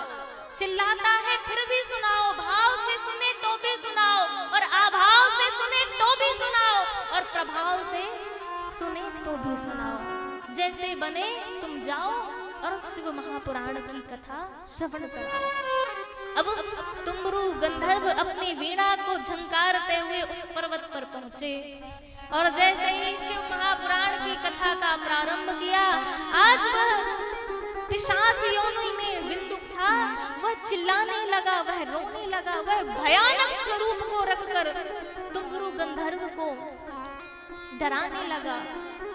अब वह भागे, अब तुम्बुरु गंधर्व उसके पीछे पीछे दौड़े, परंतु जब वह दौड़ता गया, चिल्लाता रहा, तो तुम्बुरु गंधर्व ने उसे बांधा है रस्सियों से और एक वृक्ष में बांधकर शिव महापुराण की कथा का आश्रय लेकर उस बिंदु का उद्धार कर दिया। बोलिए शिव महापुराण की। तो भैया देखो, हम कथा भाव से सुनाए, हम कथा भाव से सुने या अभाव से सुने या प्रभाव से सुने, यह कथा हमारा उद्धार करती ही करती है। हमारे हृदय में प्रेम का, भक्ति का, श्रद्धा का उद्गार करती ही करती है। इसलिए तुम्बुरु गंधर्व को कैसे कथा सुनाई? रस्सियों में बांधकर, रस्सियों में बांधकर कथा का श्रवण किया। फिर भी आज उद्धार होकर शिवलोक को गया, और शिवलोक को गया तो जो पार्वती जी की सखी हैं, आज जैसे ही बिंदुक उद्धार हुआ, आज वह भी शिवलोक को गया और बिंदुक और उनकी पत्नी का मिलन हुआ। ऐसे है भोले बाबा, इसलिए भोले बाबा का गान करना चाहिए। और जैसे ही आज पार्वती की सखी प्रसन्न हुई तो भोलेनाथ ने डमरू का निनाद किया, तो क्या हुआ? हो ऐसा डमरू बजाया बजाया भोलेनाथ ने, सारा कैलाश पर्वत मगन हो गया। ऐसा डमरू बजाया बजाया भोलेनाथ ने, सारा कैलाश मगन हो गया। ऐसा डमरू बजाया भोलेनाथ ने, सारा कैलाश पर्वत मगन हो गया। बताइए, भोलेनाथ डमरू का नाद कर रहे हैं, डमरू बजा रहे हैं, और आप लोग तालियों को बजाने में भी कंजूसी कर रहे हैं। सभी लोग लंबे लंबे हाथ खड़े करके सभी लोग तालियों की सेवा करेंगे। हो ऐसा डमरू बजाया बजाया भोलेनाथ ने, सारा कैलाश पर्वत मगन हो गया। ऐसा डमरू बजाया बजाया भोलेनाथ ने, सारा कैलाश पर्वत मगन हो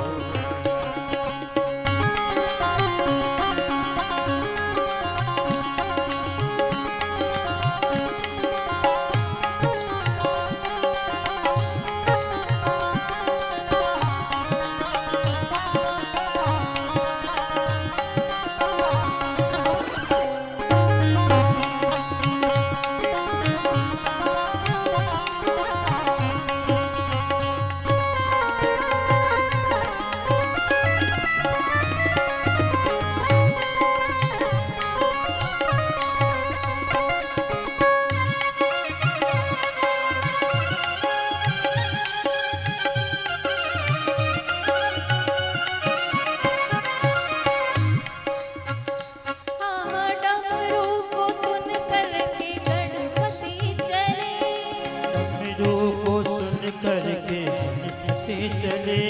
हाँ, डमरू को सुन करके गणपति चले। हाँ, डमरू को सुन करके गणपति चले। गणपति चले संग में कार्तिकेय चले, ये गणपति चले संग में कार्तिक चले। डमरू को सुन करके माँ गौरी का मन भी मगन हो गया। माँ गौरी का मन भी मगन हो गया। तारा कैलाश पर्वत मगन हो गया। ऐसा डमरू बजाया बजाया भोलेनाथ ने, तारा कैलाश पर्वत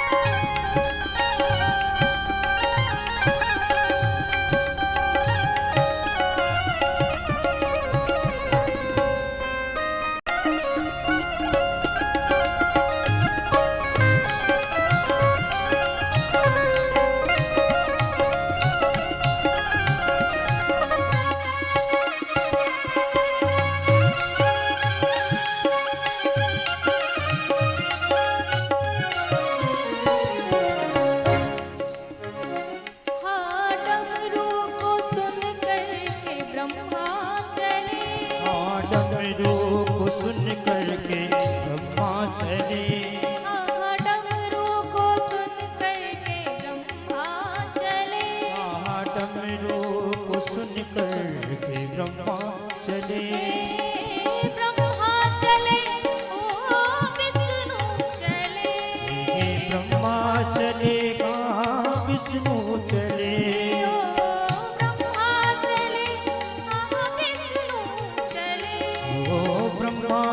चले विष्णु चले। माँ लक्ष्मी का मन भी हवन में मगन हो गया। माँ लक्ष्मी का मन भी मगन हो गया। सारा कैलाश पर्वत मगन हो गया। ऐसा डमरू बजाया बजाया भोलेनाथ ने। सारा कैलाश पर्वत मगन हो गया।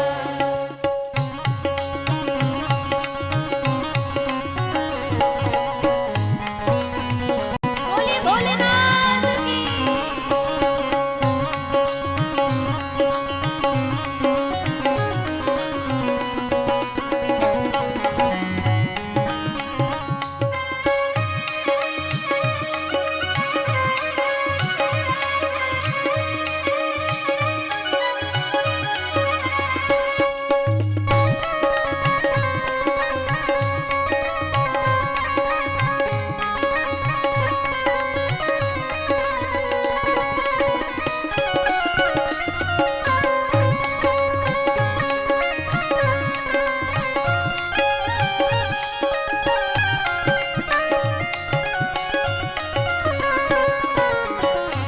सभी लोग घूमते हुए और तालियों का नाद करते हुए गाना भी है।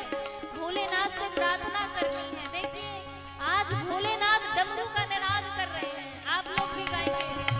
ओ ऐसा डमरू बजाया। एक बार हम गाएंगे और एक बार आप सारे लोग गाएंगे। ओ ऐसा डमरू बजाया। वाह, आप लोग तो बहुत सुमधुर गाते हैं। ऐसा लगता है क्लासिकल संगीत सीखा है आप लोगों ने। हो ऐसा डमरू बजाया भोलेनाथ ने।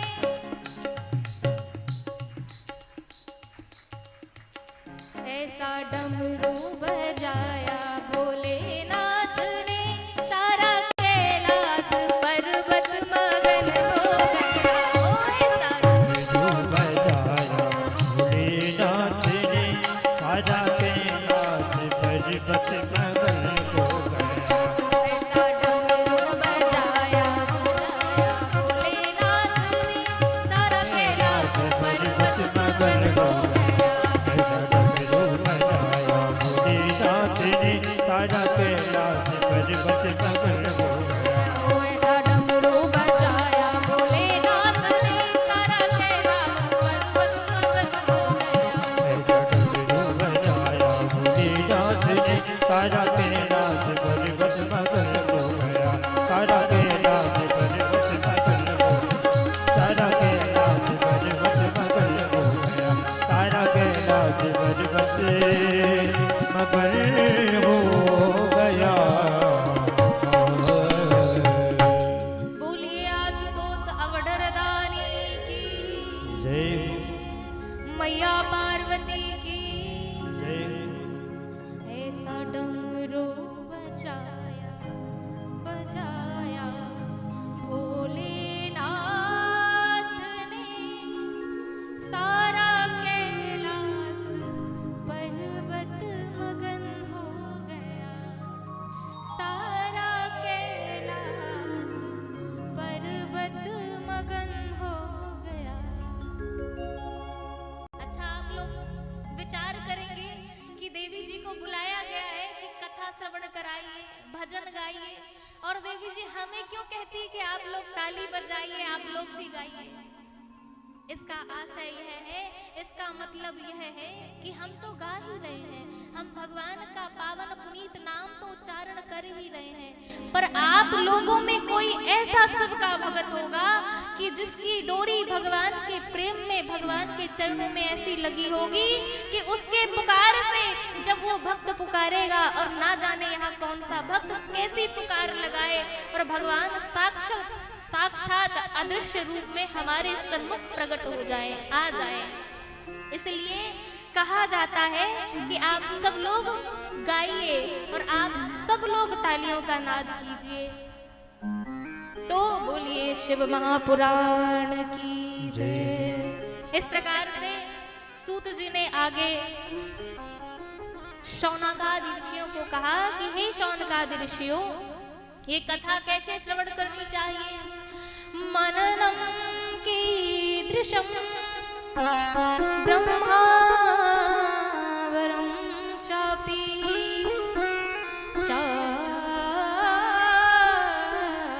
कीदृशम कीर्तनं वा कथं तस्य कीर्तनं वा कथा तस्य कीर्तितद्यै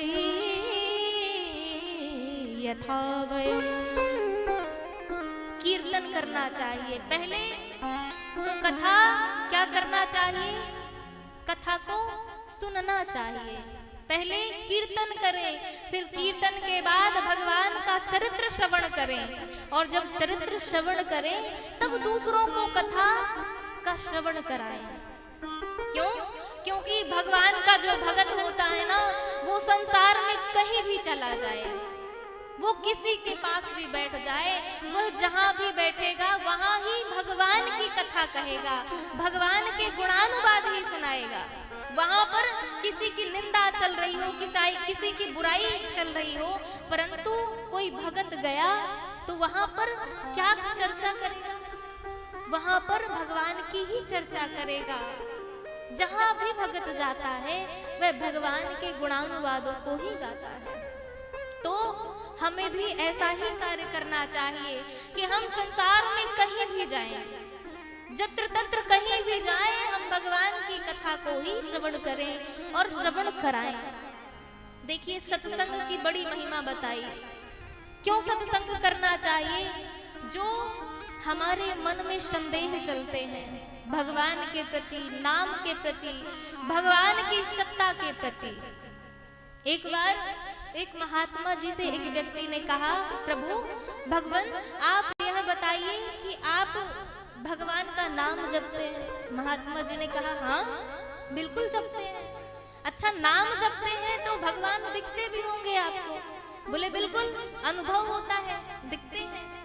तो अच्छा, अनुभव होता है तो हमें भी भगवान को दिखाइए, हमारी भी उनसे बात कराइए, हमारी भी उनसे मुलाकात कराइए। महात्मा जी ने कहा, किसी जो पद प्रतिष्ठित व्यक्ति से मिलने जाना है तो क्या करना पड़ता है? उससे अपॉइंटमेंट लेना पड़ता है। जो एक सामान्य पदाधिकारी है उससे भी मिलने के लिए हमें क्या अपॉइंटमेंट लेना पड़ता है। तो वो तो भगवान है, उनसे मिलने के पहले उनको अर्जी लगानी पड़ेगी। तो तुम पहले एक काम करो, अपना नाम और पता बताओ कि तुम कौन हो। अब बता, उस व्यक्ति ने कहा, मेरा नाम तो रामलाल है। अच्छा ठीक है, फिर कल मिलना। तो अब महात्मा जी तो चले गए। अब सुबह हुई, ब्रह्म बेला में गंगा जी स्नान करने के लिए महात्मा जी चल पड़े, और वह व्यक्ति वहीं वृक्ष के पीछे नीचे खड़ा खड़ा महात्मा जी का इंतजार करने लगा। और जैसे ही ज्यों ही महात्मा जी की ओर दृष्टि पड़ी तो वो जो व्यक्ति था वह खुश हो गया, प्रसन्न हो गया कि आज मैं भगवान से बात करूंगा, आज मैं भगवान से बोलूंगा, आज मुझे बोलने का अवसर मिलेगा, देखूंगा। और जैसे ही महात्मा जी सन्मुख खड़े हुए तो महात्मा जी के चरणों में प्रणाम करके उसने कहा, भगवान क्या आपने मेरी अर्जी लगाई? बोले हाँ हाँ लगाई, पर ये बताओ कि तुम्हारा नाम क्या बताया तुमने? तो उस व्यक्ति ने कहा, मेरा नाम तो रामलाल बताया था मैंने। तो महात्मा जी ने कहा, अरे मूर्ख, मैंने तेरा नाम नहीं पूछा है, मैंने तेरे शरीर का नाम नहीं पूछा है, तेरा नाम पूछा है कि तू कौन है। अरे महाराज जी, मैंने बताया तो मेरा नाम रामलाल है। अरे मैंने तेरा नाम नहीं पूछा है, मैंने तुझे पूछा है कि तू कौन है। अगर मैं तेरा शहर पूछूं, मोहल्ला पूछूं, तेरा घर पूछूं, तो तेरा पता नहीं है, तेरे शरीर का पता है, जहां तू मकान बनाकर रह रहा है, पर तेरा पता कहाँ है, तेरा नाम क्या है। अब वो जो व्यक्ति है वह, उसके माथे में पसीना आ गया और वो अपनी ओर इशारा करने लगा कि मैं क्या हूँ, अपने शरीर की ओर इशारा करने लगा और फिर अंत में कहता है मैं आत्मा हूँ, मैं आत्मा हूँ, आई एम सोल, मैं आत्मा हूँ। अच्छा, तो तुम्हारा परिचय है कि आत्मा है। अब महात्मा जी ने कहा कि तुम आत्मा हो, तो तुमने कभी आत्मा को देखा? उस व्यक्ति ने कहा नहीं देखा। तो महात्मा जी ने कहा मैं यही तो बताना चाह रहा हूँ कि जब आत्मा को तुमने कभी नहीं देखा, और यद्यपि अभी तो मैं कहूँ कि आत्मा के अलावा, आत्मा के बिना तेरा अस्तित्व नहीं है। अगर आत्मा नहीं होगी तो तेरा अस्तित्व है ही नहीं।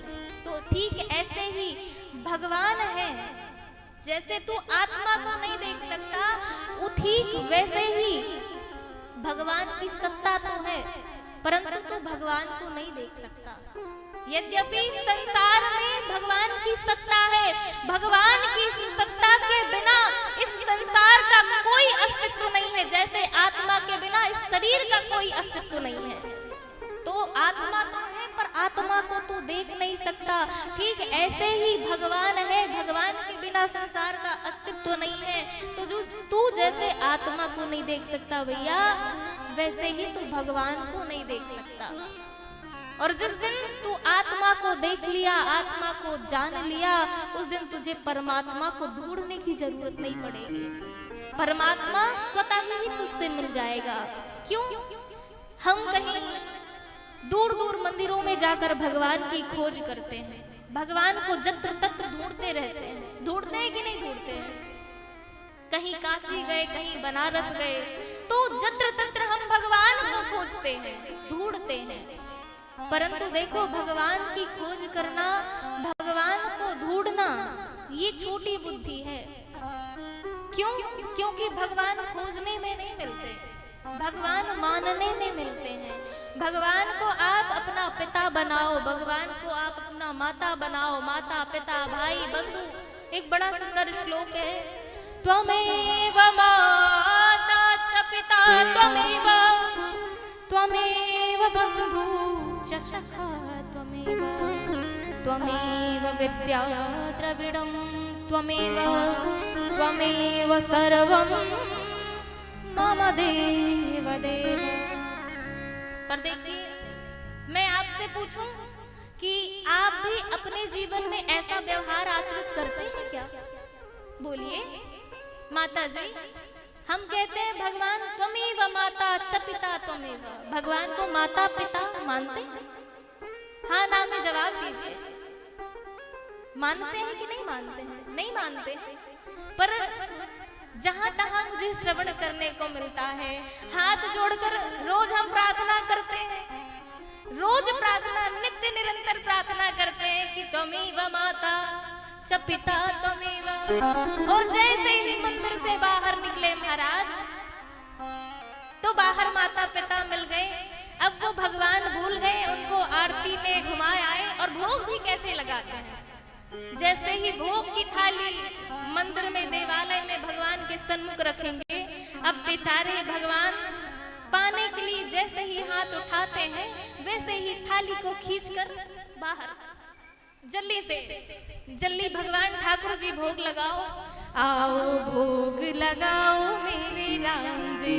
और जैसे ही भोग लगाने के लिए राम जी आए, चट से थाली बाहर चली गई। तो भैया देखो, कहने का तात्पर्य यह है, भगवान को भगवान मानो, परंतु हमारे माता है, हमारे पिता है, ऐसा संबंध जोड़ लेना चाहिए। और सेवा कैसी करना चाहिए? जिस प्रकार एक बहू अपने माता पिता की, बेटी अपने माता पिता की सेवा करती है, वैसे ही व्यवहार भगवान से करना चाहिए। ऐसा नहीं कि हम शक्कर का ही भोग लगा दिए। और भोग कैसे लगाए? भगवान के पास भोग में शक्कर रख दी और वहां चीटी चीटी। अब बताइए, राम जी को वही चीटी खा रही है, काट रही है, तो क्या ऐसे सेवा करनी चाहिए? ये सेवा नहीं है, ये तो भगवान से आप ना जाने कौन से जन्म का अपना बदला ले रहे हो। इसे बदला कहते हैं कि आप पाप कर्म करते हैं और आपका धन नहीं बढ़ता, बिजनेस नहीं बढ़ता, तो उस शक्कर का भोग लगा के आप विचार करते हैं जब शक्कर में चीटी लगेगी ना तो यही बदला होगा। ठाकुर जी जब ये चीटी आपको काटेंगे ना तो आपका बदला हो जाएगा ये। तो भैया देखो, कहने का भाव यह है कि ऐसी सेवा ना की जाए। ये पाखंड है, ये ऐसा आप आडंबर करते हैं तो ये आडंबर ना कीजिए। इसलिए भगवान की सेवा करें, कथा का श्रवण करें। एक बार अर्जुन ने कहा, प्रभु आप यह तो बताइए कि आप अपने भक्तों के ऊपर कैसे कृपा करते हैं। आप जब अपने भक्तों को, जीव को अपना लेते हैं तो उसके साथ कैसा व्यवहार करते हैं। श्री कृष्ण मुस्कुराकर कहते हैं, अर्जुन तुमने बहुत ही सुंदर प्रश्न किया है और तुमने पूछा मैं जीव को जब अपना लेता हूँ तो मैं उससे कैसा व्यवहार करता हूँ। तो मैं तुम्हें कहता हूँ कि जब मैं जीव को अपनाता हूँ तो सबसे पहले क्या करता हूँ, करोमि बंधु विच्छेदम, करोमि बंधु विच्छेदम।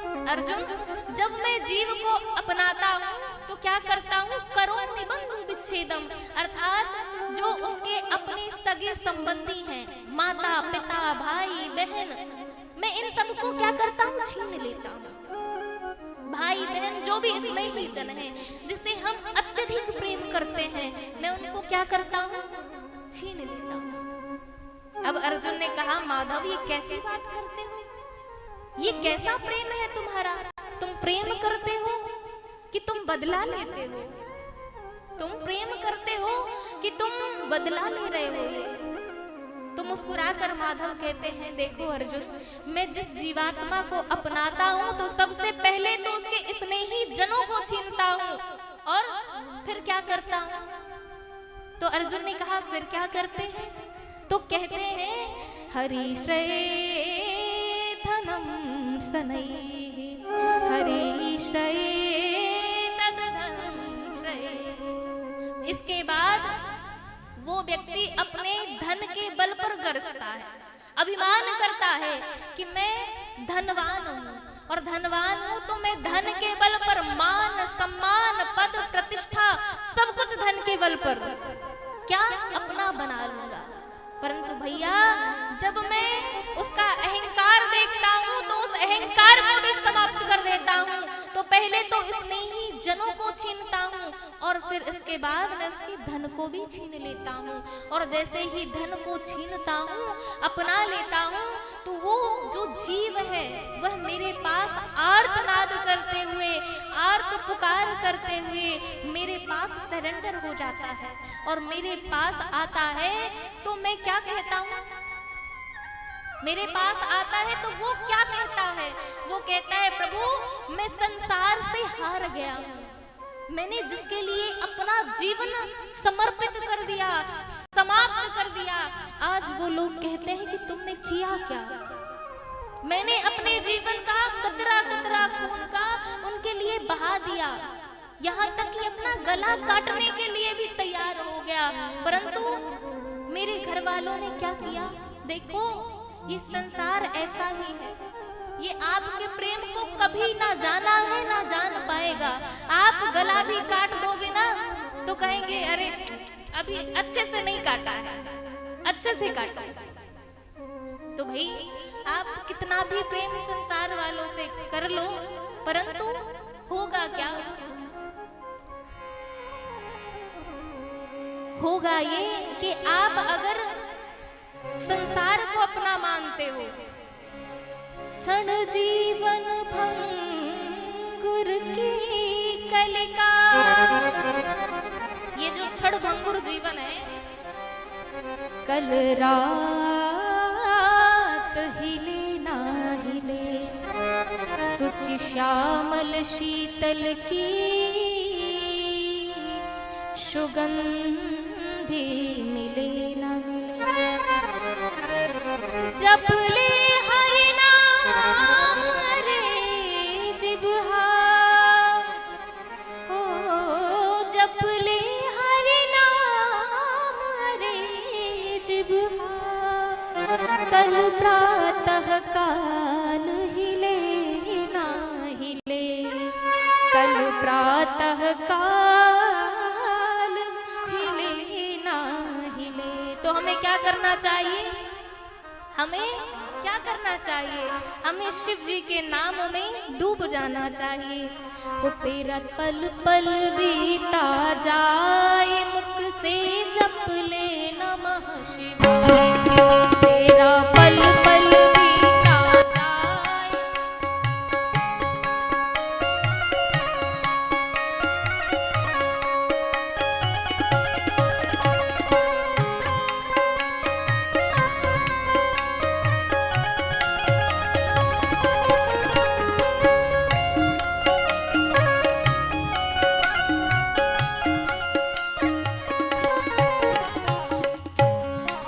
तेरा पल पल बीता जाए, मुख से जप ले नमः शिवाय।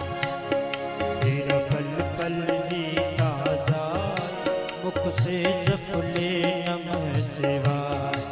तेरा पल पल बीता जाए, मुख से जप ले नमः शिवाय। देखो भैया, एक बात बताऊं आपसे, ये जो समय है ना, समय व्यतीत होता जा रहा है और हम विचार करते हैं, सोचते रहते हैं कि हमारे पास समय है, यही विचार करते रहते हैं। परंतु समय के पास इतना समय नहीं है कि वो आपको समय दे सके। आपको समय सब कुछ दे देता है। क्या दे देता है? धन दे देता है, दौलत दे देता है, यश, बड़ाई, मान, सम्मान सब दे देता है। परंतु समय के पास इतना समय नहीं रहता कि आपको दोबारा समय दे सके। इसलिए समय का दुरुपयोग ना करें, समय को बर्बाद ना करें। हर एक क्षण देखिए, सुखदेव जी महाराज के पास जब उनको तक्षक नाग काटने का, जैसे ही महात्मा के पुत्र ने कहा कि तुम्हें तक्षक नाग काट लेगा, तो हुआ क्या? परीक्षित जी महाराज भयभीत हो गए। पर परीक्षित जी महाराज के पास 7 दिन थे कि 7 दिनों के 7वें दिन तुम्हें तक्षक नाग डस लेगा, अपना ग्रास बना लेगा। तो हमसे अच्छे तो वो थे। कौन? परीक्षित जी महाराज थे। कम से कम उनके पास 7 दिन तो थे। पर हमारी तो एक एक पल का भरोसा नहीं है कि हमारी किस पल श्वासों की डोरी समाप्त हो जाए। पर हम फिर भी गरजते हुए कहते हैं नहीं नहीं।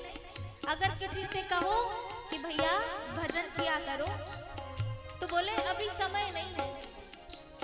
एक बार क्या हुआ कि एक बार हमारी कथा चल रही थी और कथा में हुआ क्या, वहां के लोग बड़े पदाधिकारी थे।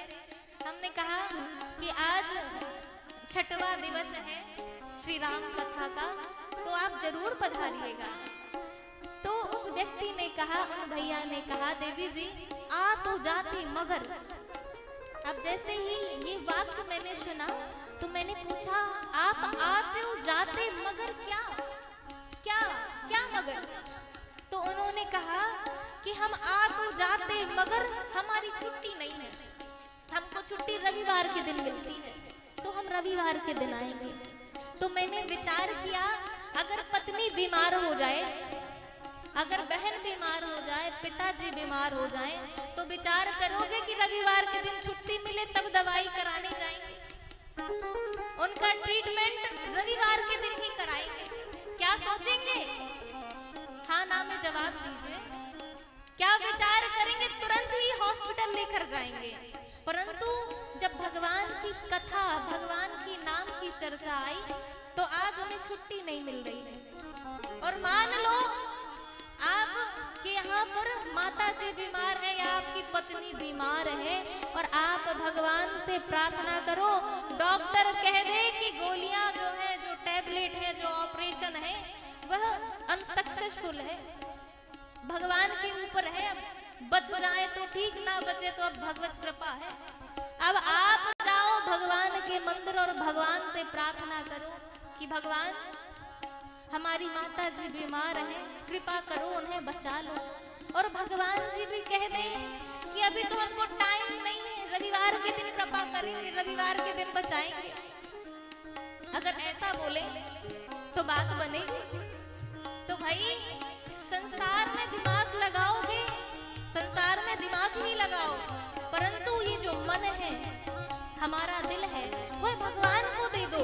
ये मत सोचो कि हम भगवान है कि नहीं है और भगवान का प्रेम प्राप्त कर सकेंगे कि नहीं कर सकेंगे। भगवान का जप करने के लिए टाइम ही नहीं है। जो भी है, एक घड़ी आधी घड़ी, जितना भी आपको समय मिलता है, इसलिए पल पल विचार करना चाहिए। पल पल व्यतीत हो रहा है तो पल पल व्यतीत हो तो रहा है, पर उस पल पल को नाम जप में, भगवान की याद में, भगवान के स्मरण में लगा दीजिए। वो तेरा पल पल बीता जाए, मुख से जप ले नमः शिवाय। तेरा पल पल बीता जाए, मुख से जप ले नमः शिवाय। मुख से जप ले नमः शिवाय, मुख से जप ले नमः शिवाय। मुख से जप ले नमः शिवाय, मुख से जप ले नमः शिवाय। मुख से जप ले नमः शिवाय, मुख से जप ले नमः शिवाय। मुख से जप ले नमः शिवाय, मुख से जप ले नमः शिवाय। तेरा पल पल, जय हो। वो तेरा पल पल बीता जाए, मुख से जप ले नमः शिवाय। पल बीता जाए, मुख से जप ले नमः शिवाय।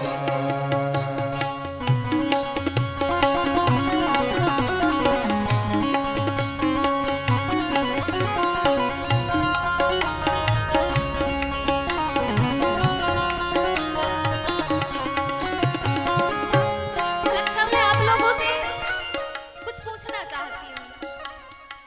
ताली बजाने में आपका रुपया लगता है क्या? पैसा लगता है?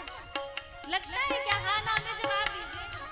अच्छा, आपकी जो पद प्रतिष्ठा है वो घट जाएगी, मुझे ऐसा लगता है, क्योंकि जब बड़े लोग आते हैं ना तो उनको ताली बजाने में भी विचार करते हैं, कैसे बजाएंगे, ऐसे ऐसे बजाते हैं, कहीं पद प्रतिष्ठा ना कम हो जाए।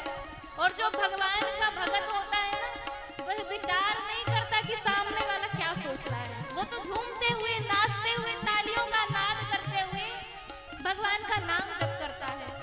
तो आप पद प्रतिष्ठावान है भैया, तो उस पद को बाहर ही चप्पलों के साथ छोड़ के आया करें, झूमते हुए बोलेंगे, तेरा पल पल बीता जाए, से जप ले नमः शिवाय। तेरा पल पल बीता जाए, मुख से जप ले नमः शिवाय। ओम नमः शिवाय, भज ले ओम नमः शिवाय। ओम नमः शिवाय, भजते ओम नमः शिवाय। ओम नमः शिवाय, भज ले ओम नमः शिवाय।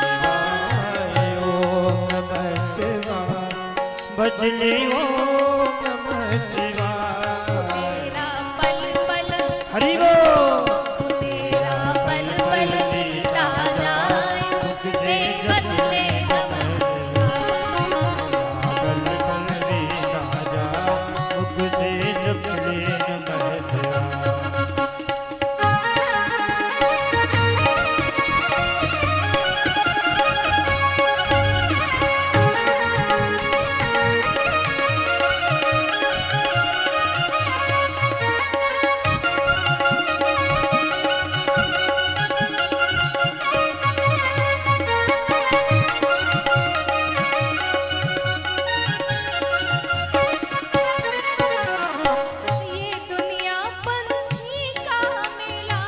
ये दुनिया पंछी का मेला, ये दुनिया पंछी का मेला, ये दुनिया पंछी का मेला।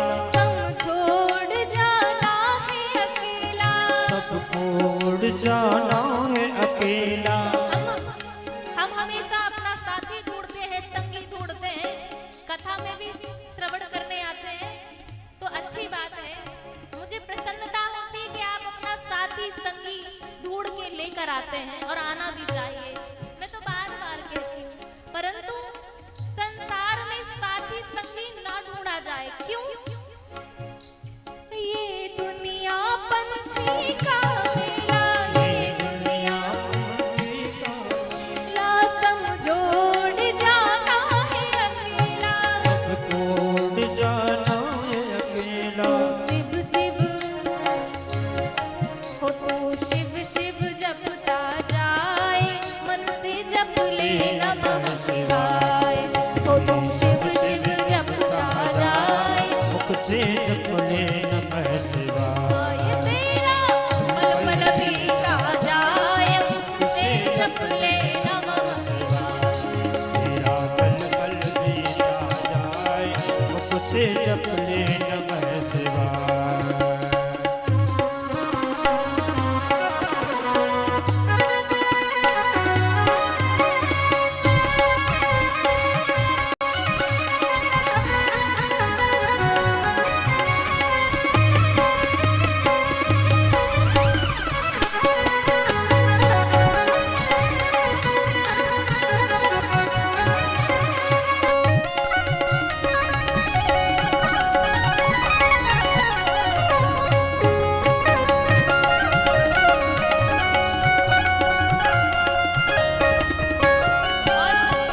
और क्या कहा? शिव पूजन आनंद लिए जा, शिव पूजन कथा सुधा रस पान किए जा, कथा सुधा रस पान पिए जा, कथा सुधा रस पान किए जा। कथा सुधा रस पान पिए जा। हो तो गुण विश्वनाथ के गाय, मुख से जप ले नमः शिवाय। गुण तू विश्वनाथ के गाय, मुख तुझे से जप ले नमः शिवाय। ओम नमः शिवाय, ओम नमः शिवाय, ओम नमः शिवाय, ओम नमः शिवाय। ओम नमः शिवाय, ओम नमः शिवाय, ओम नमः शिवाय, ओम नमः शिवाय।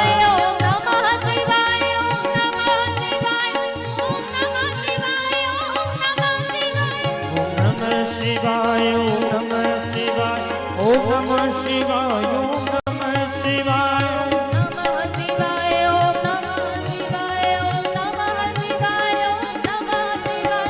नमः शिवाय, ओम नमः शिवाय, ओम नमः शिवाय, ओम नमः शिवाय। नमः शिवाय, ओम नमः शिवाय, ओम नमः शिवाय, ओम नमः शिवाय। ओम नमः शिवाय, ओम नमः शिवाय, ओम नमः शिवाय, ओम नमः शिवाय। यहाँ ओम नमः शिवाय नहीं बोल पाते आप लोग, शायद ऐसा लग रहा है मुझे। दोनों हाथों को ऊपर कीजिए सभी लोग। जो भगवान शिव से प्रेम करते हैं ना, वो अपने दोनों हाथों को ऐसे ऊपर करेंगे, और जिन जिन को हाथ दिए हैं वही करेंगे। ऐसी कोई बात नहीं, ऐसे हाथ ऊपर और जोर से करतल ध्वनि होनी चाहिए। ओम नमः शिवाय, ओम नमः शिवाय, ओम नमः शिवाय, ओम नमः शिवाय, ओम नमः शिवाय, ओम नमः शिवाय, ओम नमः शिवाय, ओम नमः शिवाय, ओम नमः शिवाय, ओम नमः शिवाय, ओम नमः शिवाय, ओम नमः शिवाय। बोलिए महादेव की जय हो, मैया पार्वती की जय हो। तू जप ले नमः शिवाय, तेरा पल पल बीता जाए। मुख से जप ले नमः शिवाय, गुण विश्वनाथ के गाए। मुख से जप ले नमः शिवाय, क्यों जप ले? तेरा पल पल बीता जाए। मुख से जप ले नमः शिवाय। आज सूत जी कहते हैं, हे शौनकादि ऋषियों, कथा को, भगवान के गुणानुवाद को गाइए, सुनाइए, और जब सुन लो तो आप दूसरों को सुनाओ। इसलिए क्यों? भगवान स्वयं कहते हैं, क्या कहते हैं? मत कथा वाचकम नित्यम, मत कथा श्रवणे रतिम, मत कथा प्रीतो मनुष्यम न्यत्यक्षामि तं नरः, न्यत्यक्षामि तं नरः।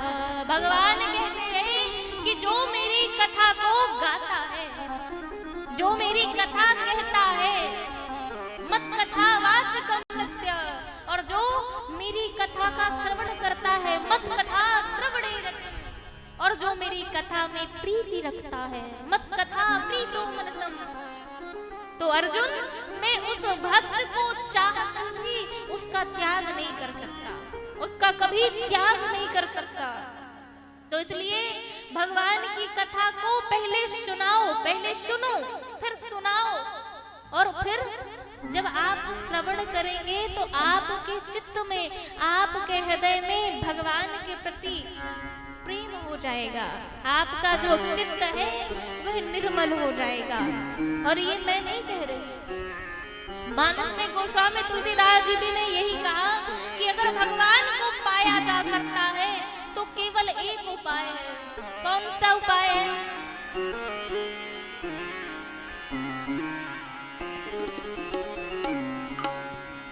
क्या उपाय है?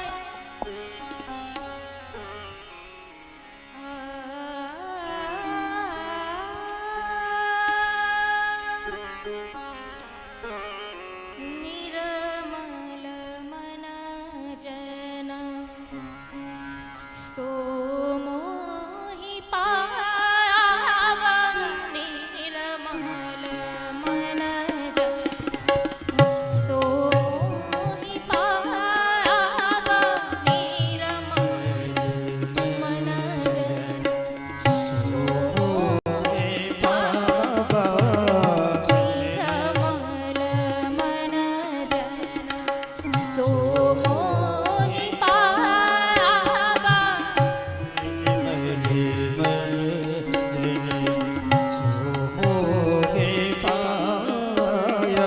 मोहि कपट छल चित्र न भावा, निर्मल मन जन सो मोहि पावा, निर्मल मन जन सो मोहि पावा।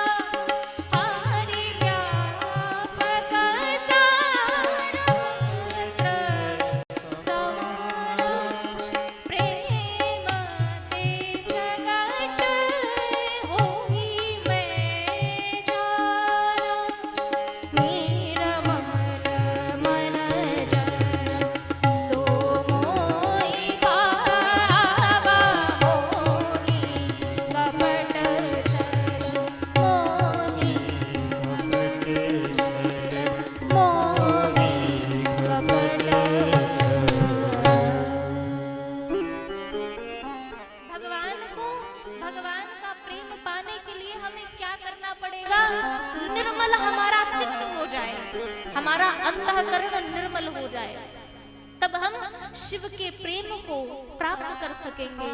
शिव भगवान के गुणानुवाद को सुनकर हमारा हृदय निर्मल होगा। और कैसे वेदव्यास जी ने कहा कि जब तक हम संसार में संलग्न रहेंगे, क्या कहा, धर्मं भजस्व सततम त्यज लोक निर्वाण, त्यज लोक धर्मान शिवस्य साधु पुरुषा जय काम तृष्णा, अनयस्य दोष गुण चिंतन माशुमुक्त्वा सेवा कथा रसमहो मित्रं पिबत्वम्। देखिए ठीक इसी परिप्रेक्ष्य में वेदव्यास जी ने कहा कि हमारा मन कैसे निर्मल होगा, हमारा मन, हमारा चित्त निर्मल कैसे होगा। तो इसी परिप्रेक्ष्य में व्यास जी महाराज ने लिखा कि धर्मं भजस्व सततम त्यज लोक धर्मान, अर्थात जो धर्म है, देखिए संसार में, समाज में जो प्रचंड मान्यताएं रखी हुई हैं, विचारधाराएं हमारे ऊपर थोप दी गई हैं, और ऐसा कहूं तो जो धर्म, जो समाज हमें भगवान से विमुख कर दे, ऐसे समाज को, ऐसे धर्म को, ऐसी प्रचंड मान्यताओं को त्याग देना चाहिए। त्यज लोक धर्मान, ऐसे धर्म का परित्याग कर देना चाहिए। और जो माता हो, पिता हो, भाई हो, जो भी स्नेही जन हो, अगर हमारा प्रेम भगवान के प्रति है और हमारे माता पिता या हमारे भाई बंधु या कहूँ तो हमारे स्नेही जन हमारे प्रेम को, हमारे भगवान को हमसे विमुख करें, तो मैं ये नहीं कहती कि छोड़ देना चाहिए। मैं कहती हूँ, ऐसा शास्त्र कहते हैं कि उनसे किनारा कर लेना चाहिए। कर्म तो करना चाहिए, उनकी सेवा भी करना चाहिए, सब प्रकार से सेवा करें, पर मन से उनसे किनारा कर लें। शास्त्र हमारे कहते हैं कि प्रहलाद जी, उनके पिता ने भगवान से वो विमुख रहे, प्रहलाद जी ने उनको छोड़ दिया। और देखा जाए भरत जी, आप मानस जी ही उठा के देख लो, आप, ऐसा मैंने सुना है कि छत्तीसगढ़िया सबसे बढ़िया, पर मैं इस परिप्रेक्ष्य में कह रही हूँ कि आप लोग किस विषय में अच्छे हैं। ऐसा मैंने श्रवण किया कि ये जो आप लोग हैं, देवगांव के नगर निवासी हैं, वह मानस जी का नित्य पाठ करते हैं।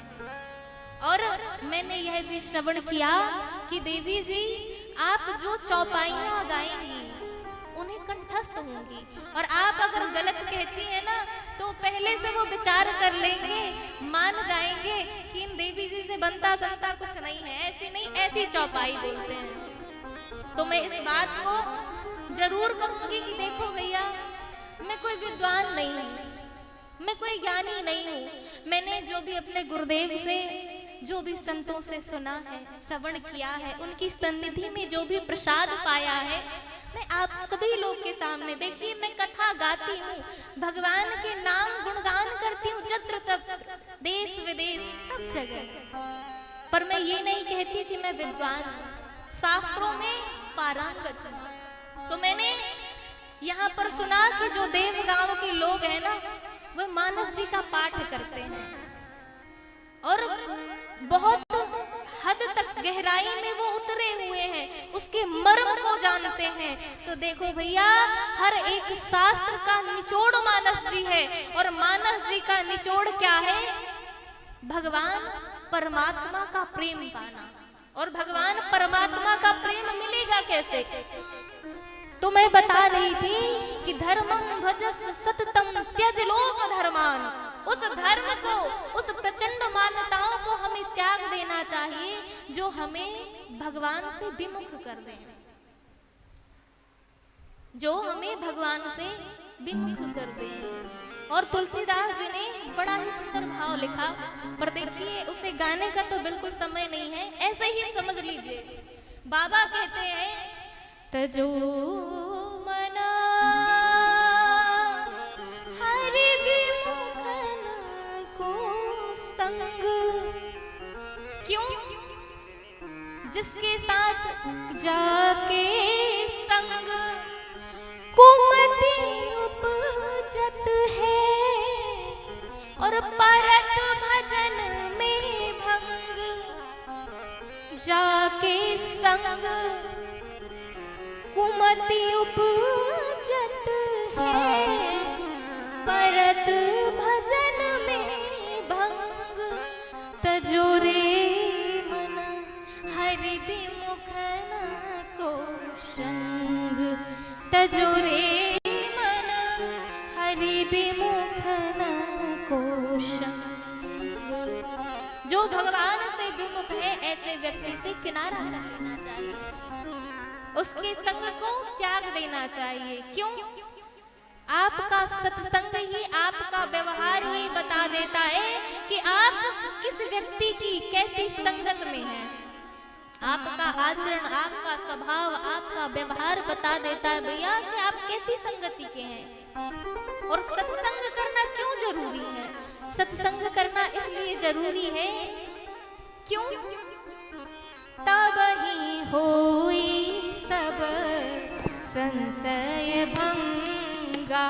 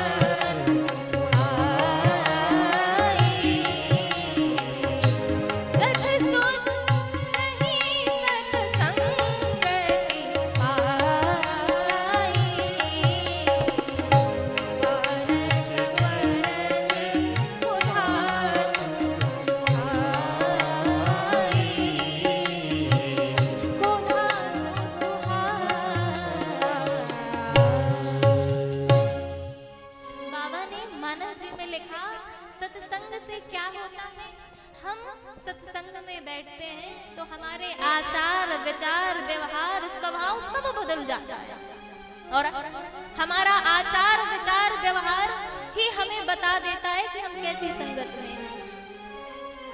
बाबा ने लिखा सठ सुध रही सतसंगति पाई, पारस परस कुधात सुहाई। पारस परस कुधात सुहाई अर्थात पारस को एक लौह में स्पर्श कराओगे तो क्या होगा? स्वर्ण का स्वरूप ले लेता है।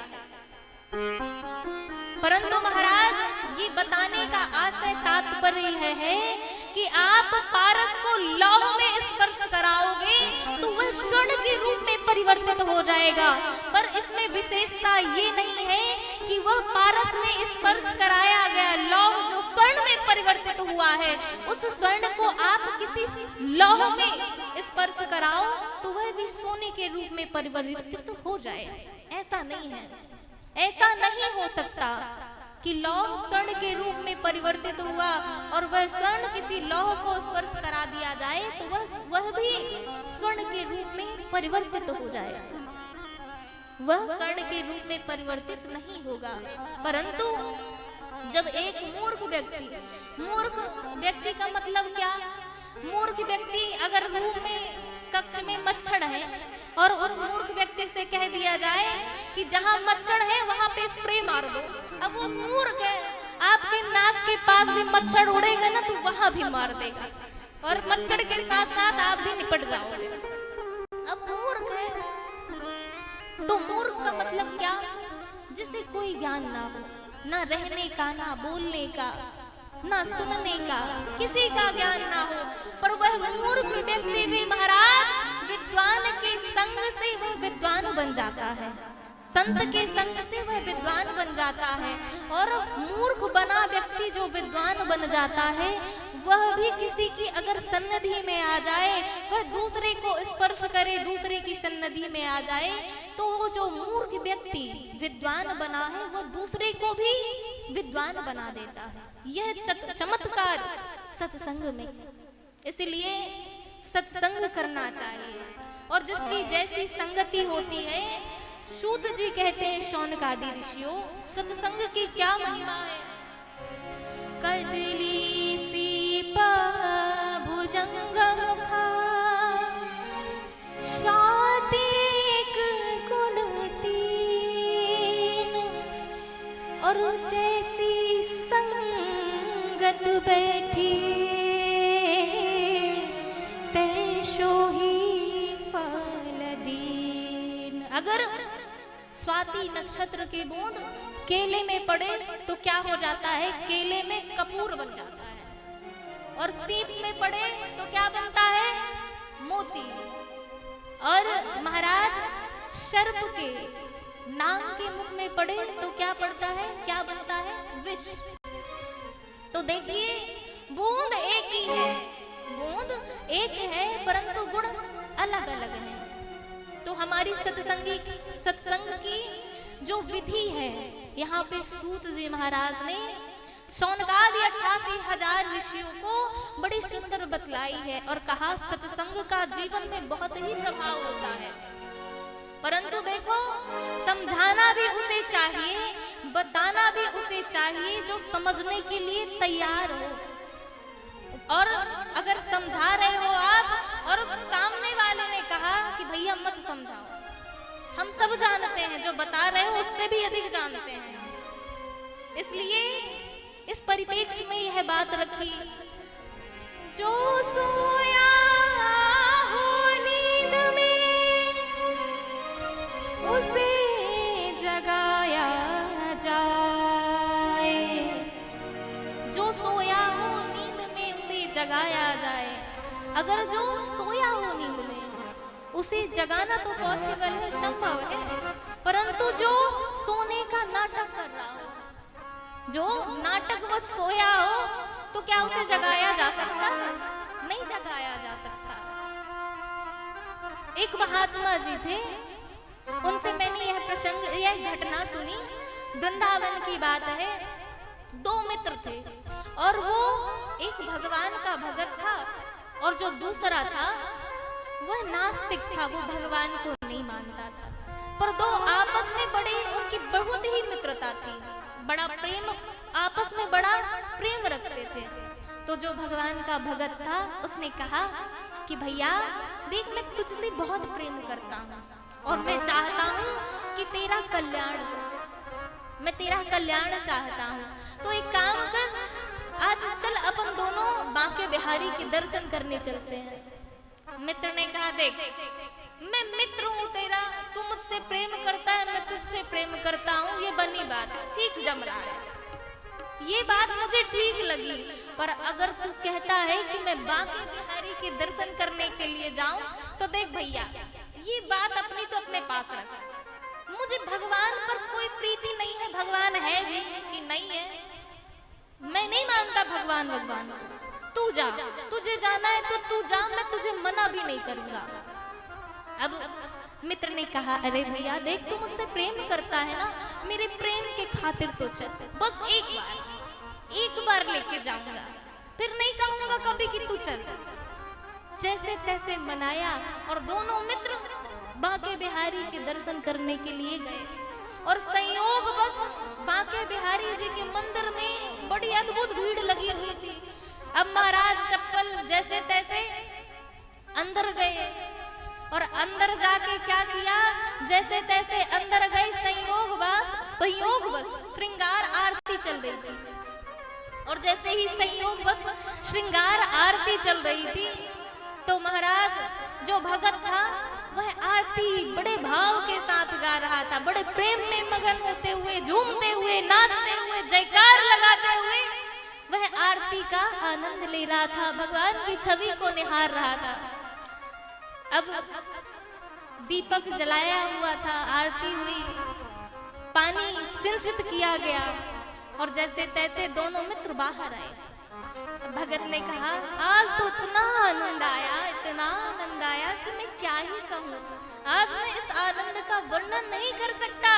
तो उस मित्र ने कहा कि देखो, तुम पहली बार दर्शन के लिए गए थे, अब तुम बताओ, फिर मैं बताऊंगा कि मुझे कितना आनंद आया।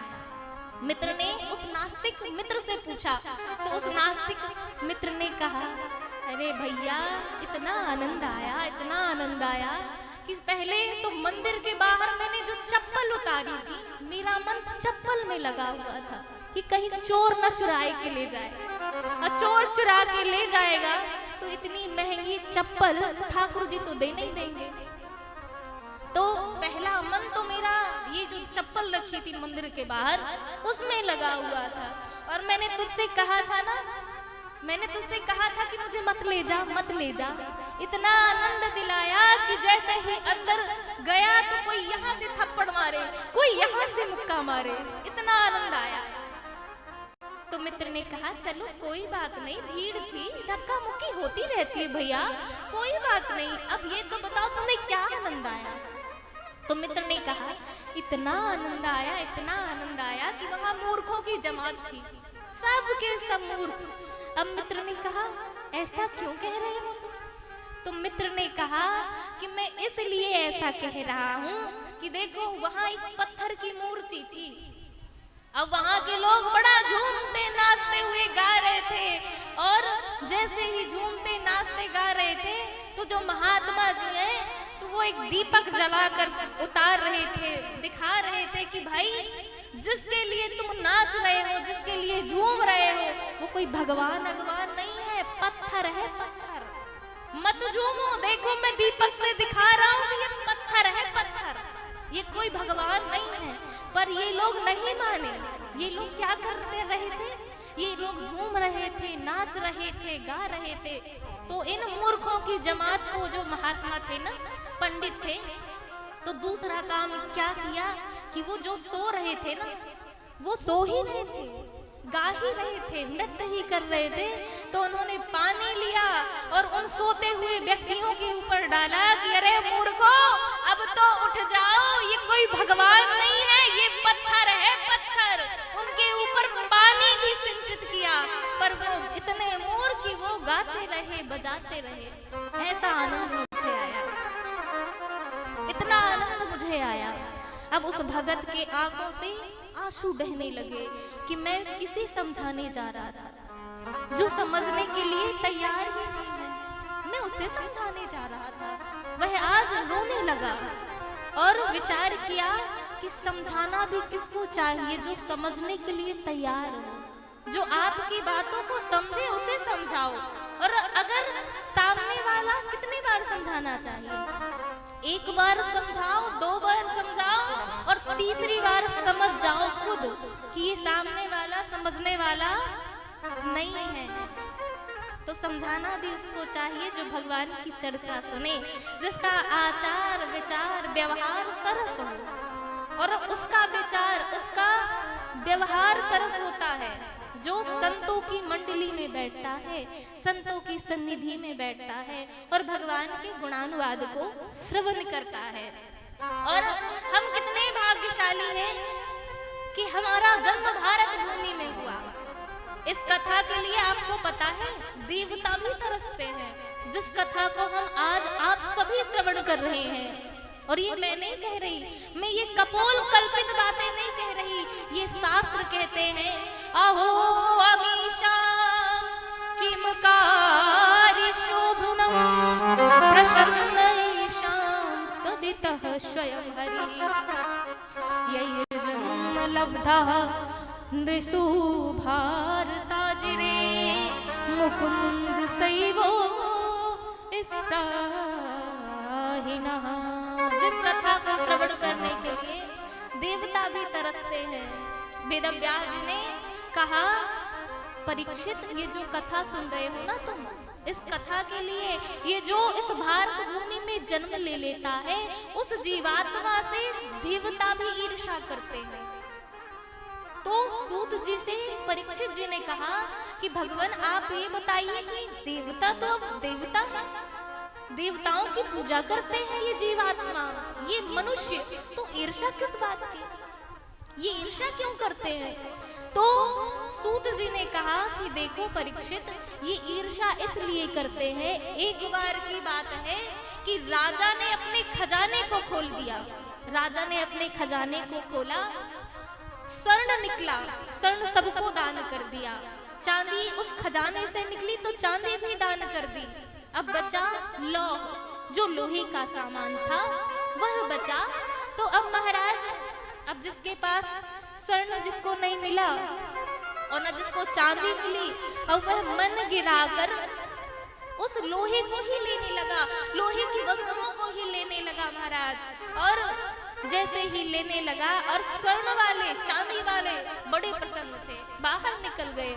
अब जिसने लोहा लिया था, लोहे की वस्तु ली थी, उससे उन महाराज जी ने कहा, राजा ने कहा कि जिसके पास लोहे की वस्तु है वह रुक जाए।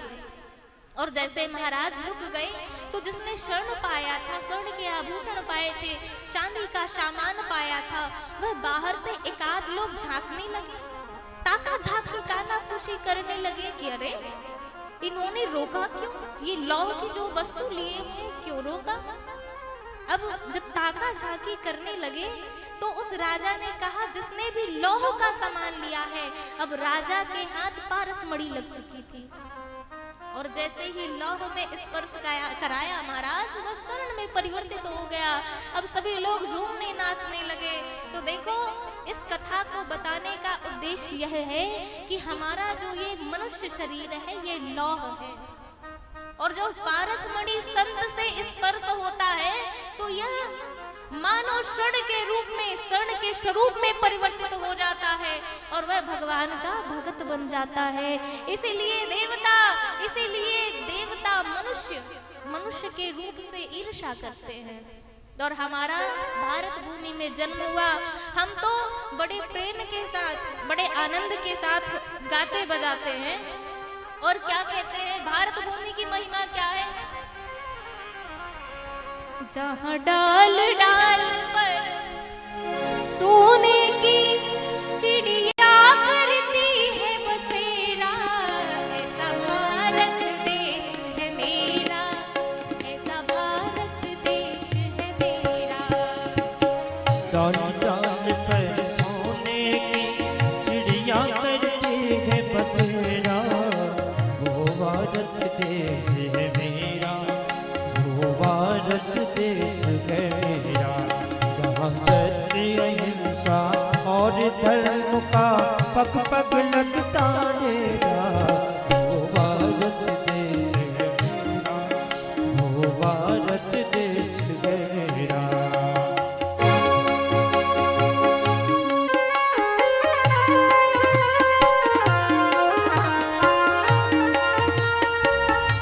सभी लोग तालियों की सेवा करते हुए भाव के साथ।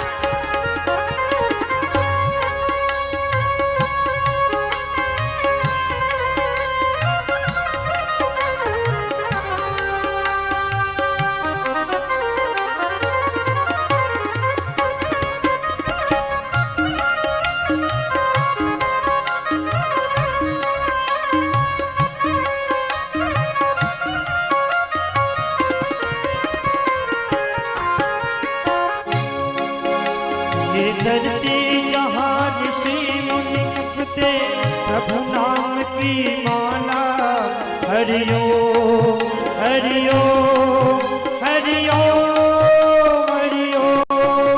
जहाँ हर बालक एक जहाँ हर बालक एक मोहन है, राधा एक वाला। जहाँ आसमान से पानी करते मंदिर और शिवालय। हरिओ हरिओ हरिओ हरिओ। जहाँ आसमान से पानी करते मंदिर और शिवालय। जहाँ किसी नगर और किसी द्वार पे कोई न डेरा डाले, हाँ कोई न ताला डाले। और प्रेम की बंसी जहाँ बजाता आए शाम सवेरा। ऐसा भारत देश है मेरा, ऐसा भारत देश है मेरा। जहाँ डाल डाल पर सोने की चिड़िया करती है बसेरा। ऐसा भारत देश है मेरा, ऐसा भारत देश है मेरा। देखिए, जब त्रेता युग था और त्रेता युग में रावण ने और रावण के जो साथी थे, जो असुर थे, जब कोई संत राम जी का नाम ले, जप करे, तप करे, तो किसी का हाथ काट देते, किसी का पैर काट देते और किसी का वध कर देते, हड्डियों का ढेर लगा देते। पर देखिए, हम कितने सौभाग्यशाली हैं कि भगवान की कथा, भगवान के नाम को हम गाते हैं, हमें कोई मारता काटता नहीं है। पर हम फिर भी ना ताली बजाते हैं, तालियों तक में कंजूसी करते हैं। तो तालियां तो बजाइए भैया। जहाँ डाल डाल पर सोने की चिड़िया करती है बसेरा। ऐसा भारत देश है मेरा, ऐसा भारत देश है मेरा। ये वो धरती जहाँ ऋषि मुनि जपते हरि नाम की माला। हरिओ हरिओ हरिओ हरिओ। ये वो धरती जहाँ ऋषि मुनि जपते हरि नाम की माला। करते जहाँ ऋषि मुनि जपते हरि नाम की माला। जहाँ हर एक बालक मोहन है और राधा हर एक बाला, और राधा एक बाला।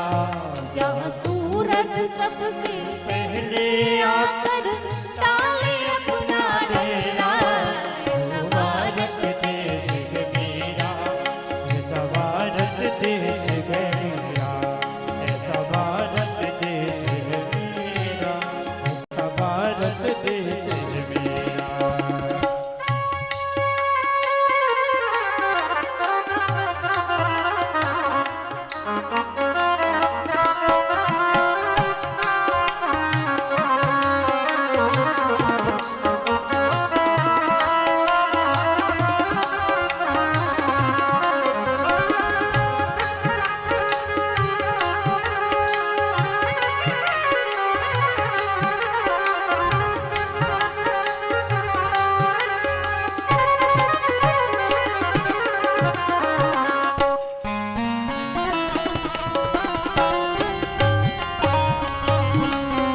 सभी लोग तालियों की सेवा करते हैं।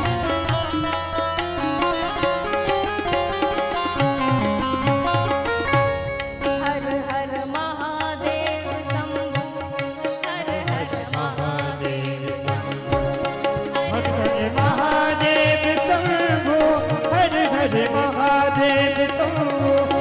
हर हर महादेव शंभो, हर हर महादेव शंभो। हर हर महादेव शंभो, हर हर महादेव शंभो।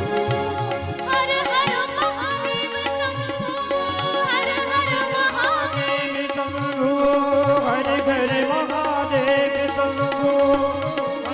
हर हर हर हर हर हर हर हर हर हर हर महादेव।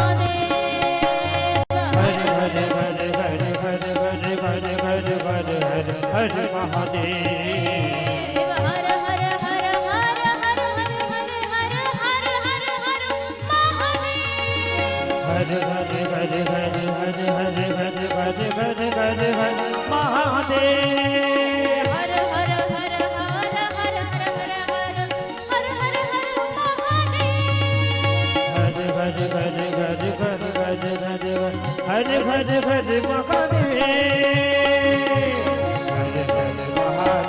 शंभो काशी विश्वनाथ शंभो हर घर महादेव शंभो काशी विश्वनाथ शंभो हर घर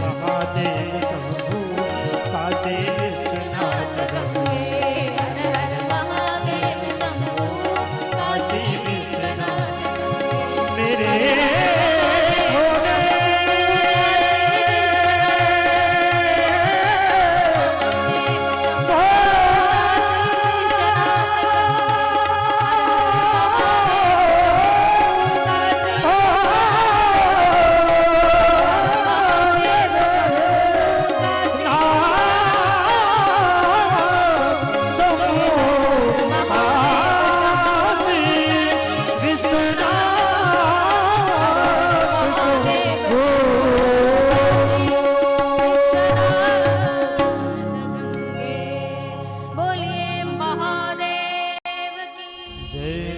काशीपति विश्वनाथ की जय हो।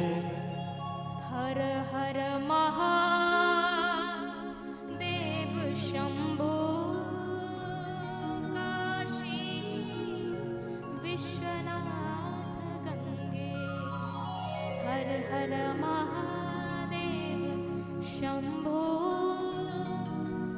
काशी विश्वनाथ गंगे काशी विश्वनाथ गंगे। इस देह को पाकर हम आप सभी भगवान के गुणानुवाद को ना गा सके, ना सुन सके, तो भैया देखो ये जो मानव शरीर मिला है, तो बाबा कहते हैं ये जो शरीर है बड़े भाग्य मानस तन पावा सुर दुर्लभ सदग्रंथ न गावा सदग्रंथ न गावा। सूत जी महाराज ने कहा, हे 88,000 शौनकादि ऋषियों, हम सभी देखिए वेद व्यास ने बड़े मुक्त कंठ से भारत की महिमा गाई है, भारतवासियों की महिमा गाई है कि हम कितने सौभाग्यशाली हैं कि इस भारत भूमि में हमें जन्म मिला।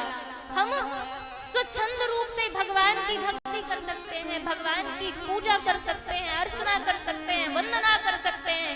हमें कोई ना रोकने वाला है ना कोई टोकने वाला है। हम जैसा मन चाहे, आप अगर चाहो कि शिव जी को हम माने, हमारा जो प्रेम है हम शिव जी को मानना चाहते हैं, तो भाई आप शिव जी को मानिए।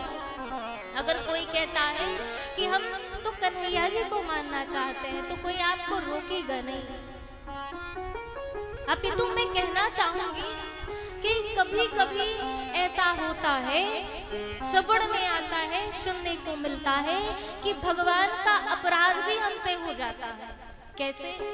अगर जो कृष्ण कन्हैया लाल को मानते हैं, तो जहाँ राम जी की चर्चा चल रही होगी तो वो कहेंगे हम तो कृष्ण जी को मानते हैं, हम कृष्ण जी को मानते हैं, हम राम जी को नहीं मानते हैं। और जो राम जी को मानता है वही कहेगा अरे राम जी की कथा सुनाओ, हम तो राम जी को मानते हैं। तो इससे भगवत अपराध लगता है। ऐसे समझिए कि एक व्यक्ति एक समुद्र में वह नाव में बैठा था और बाढ़ आ गई उसी समय। जब बाढ़ आई तो दूसरे व्यक्ति ने देखा तो कहा भैया कि बाढ़ आ गई है, देख तू मर जाएगा, तू मर जाएगा, निकल बाहर। तो उसने कहा नहीं नहीं, मैं भगवान भोलेनाथ को इतना मानता हूँ कि साक्षात भोलेनाथ मुझे मेरी रक्षा करने के लिए, मुझे बचाने के लिए आएंगे, स्वयं ही आएंगे। परंतु समझाने पर जब वह नहीं माना और जब देखा कि मेरी मृत्यु हो जाएगी, वह भोलेनाथ का पुकार करता है, भोलेनाथ को पुकारता है, भोलेनाथ नहीं आए तो कहता है हे कृष्ण भगवान मेरी रक्षा करो।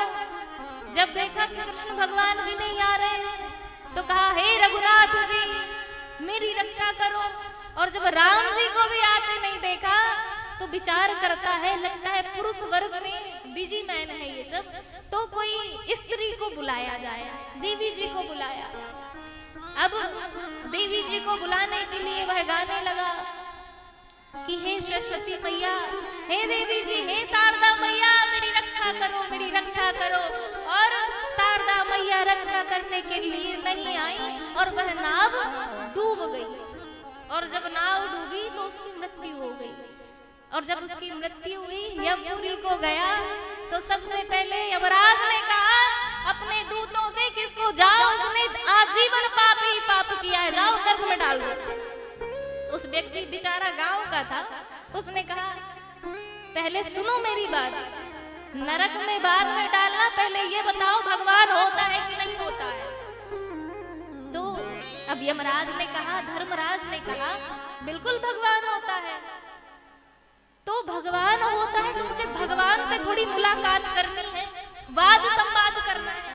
तो उस व्यक्ति से, जब उस व्यक्ति ने ऐसा कहा, यमराज ने कहा बड़ा विचित्र आदमी है भाई, अब ये भगवान को ही वाद संवाद में ना जाने क्या कहेगा, अब इसको ले जाना नरक में डालना ये हमारे लिए भी आपत्ति स्वरूप है। तो दूतों से कहा जाओ भैया मुलाकात करा दो भगवान से। अब श्री नारायण, लक्ष्मी जी चरण दबा रही थी और वह व्यक्ति पहुंचा। उस व्यक्ति ने कहा अच्छा, अब पता चली कि तुम लोग आई से सेवा करवाए रहे और हम वहां पुकार लगाते रहे, तुम्हारी पुकार लगाते रहे और तुम यहाँ लुगाई से अपनी सेवा चरण दबा रहे हो। अब पता चला। बताओ कितने निर्दयी हो तुम। मैंने तुमको बुलाया, तुमको पुकारा और तुम यहाँ अपनी सेवा करा रहे हो, मेरी रक्षा करने क्यों नहीं आए? और ना जाने कितनी खरी खोटी महाराज सुना दी। पर भगवान तुमने ये बहुत गलत किया। मुझे तो भरोसा था कि जो आपत्ति काल विपत्ति काल में भगवान को पुकारता है, आर्तनाद से पुकारता है, वो भगवान उसकी रक्षा करने के लिए आते हैं। परंतु हरे राम राम, तुम तो यहाँ लुगाई से सेवा करा रहे थे। परंतु जब इतनी खरी खोटी सुनाने के बाद उस व्यक्ति से भगवान ने कहा, रे भैया मेरी भी तो तनिक सुन लो, हम सेवा करा रहे हैं, ठीक है तुम्हें बुरा लगा तो हम क्षमा चाहते हैं तुमसे, पर मेरी बात तो सुनो। मैं तो जब तुमने पुकार लगाई ना तो मैं रेडी ही हो रहा था, जैसे ही अपने धनुष बाण को उठाया और वैसे ही तुमने, अब क्या बताएं, कान्हा जी को पुकार दिया। और कान्हा जी तो मुरली मनोहर है, उनको श्रृंगार करने में भी टाइम लगता है। और जैसे ही उन्होंने बांसुरी उठाई वैसे ही तुमने भोलेनाथ को पुकार दिया। अब भोलेनाथ खड़े हुए आने के लिए, रक्षा करने के लिए। अब जैसे ही उन्होंने त्रिशूल उठाया, डमरू उठाया, वैसे ही तुमने विचार किया कि देवी जी को बुलाया जाए। तुम देवी जी को बुलाने लगे। और ये तो विचारणीय बात है कि पुरुषों के अकॉर्डिंग माताएं बहन ज्यादा समय लेती हैं श्रृंगार करने में। अब देवी जी श्रृंगार करने लगी और इतने में तुम्हारी नाव डूब गई। अब इसमें बताओ हमारी गलती है कि तुम्हारी गलती है? तुम एक को पकड़े होते, एक में निश्चित होते, एक में स्थित होते, तो वो तैयार होते होते तुम्हें बचा ही लेते। तुम्हारी नाव डूबते डूबते तुम्हें बचा ही लेते। पर तुमने अनेक की पुकार की तो अनेक के चक्कर में एक भी नहीं आया और तुम निपट ही गए।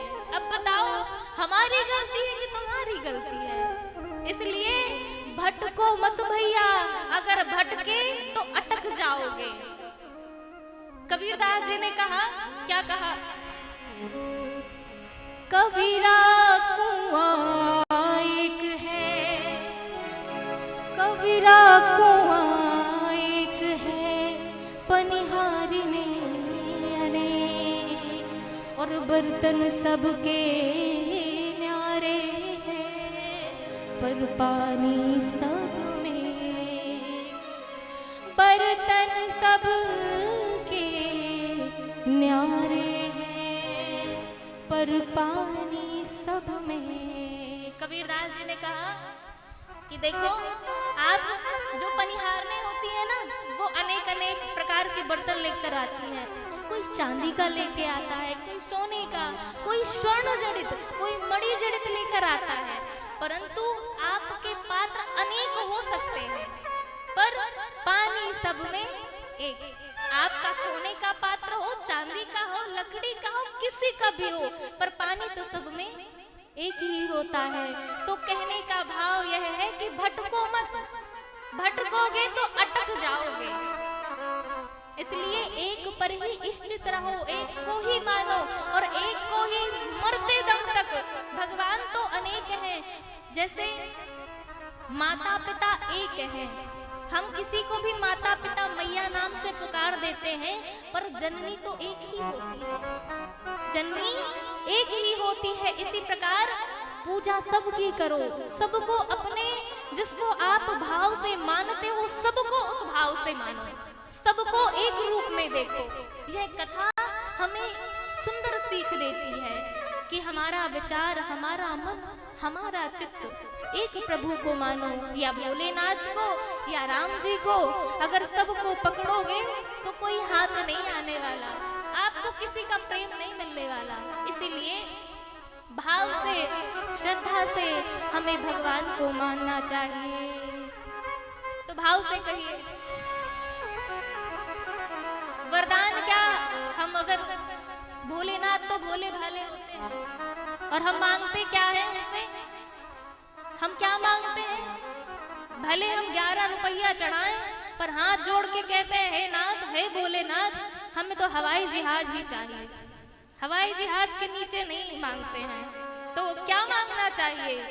मांगा है भोलेनाथ से, मांगा है भोलेनाथ से, वरदान एक ही। मांगा है भोलेनाथ से, मांगा है वरदान एक ही। तेरी कृपा बनी रहे, तेरी कृपा बनी रहे, जब तक है जिंदगी। मांगा है भोलेनाथ से, वरदान एक ही। मांगा है भोलेनाथ से, वरदान एक ही। सभी लोग तालियों की सेवा करते हैं। तेरी कृपा बनी रहे, जब तक है जिंदगी। मांगा है भोलेनाथ से, वरदान एक ही।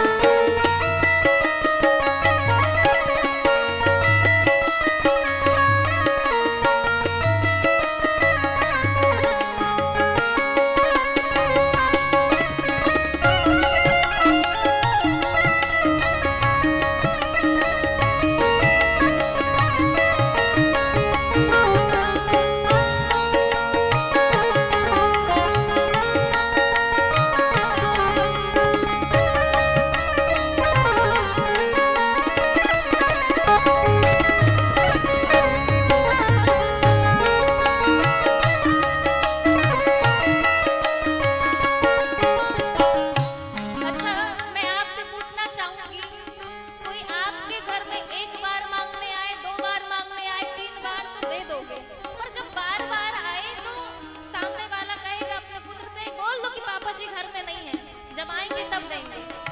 तो आप भगवान के पास जाते हो तो कभी ये नहीं पूछते, भगवान आप कैसे हो, भगवान आप मुझसे प्रेम कितना करते हो, आप ठीक हो? कभी आप लोगों ने पूछा? नहीं पूछा। आप लोगों ने केवल वरदान मांगा। क्या? घर सुखी रहे, परिवार सुखी रहे, धन बढ़े, वैभव बढ़े, दुकान बढ़े, मकान बढ़े, सब मांग लेते हैं। परंतु भैया मुझे ऐसा लगता है कि आप तालियों में भी कंजूसी करते हैं, वरदान इतना बड़ा बड़ा मांग लेते हैं। तो मुझे ऐसा लगता है वरदान मिलने में थोड़ा सा संदेह है। अगर संदेह को हटाना चाहते हैं तो लंबे लंबे हाथ खड़े करके सभी लोग वरदान मांगने के लिए ताली बजाएंगे। मांगा है भोलेनाथ से, वरदान एक ही। मांगा है भोलेनाथ से, वरदान एक ही।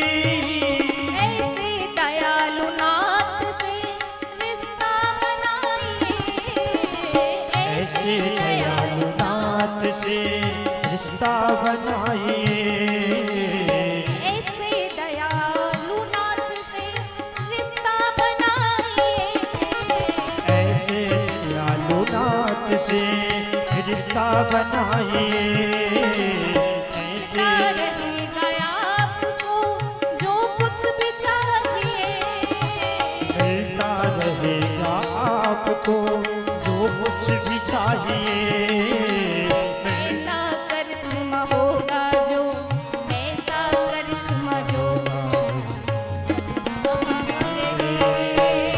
मांगा है भोलेनाथ से वरदान ये भी, भोलेनाथ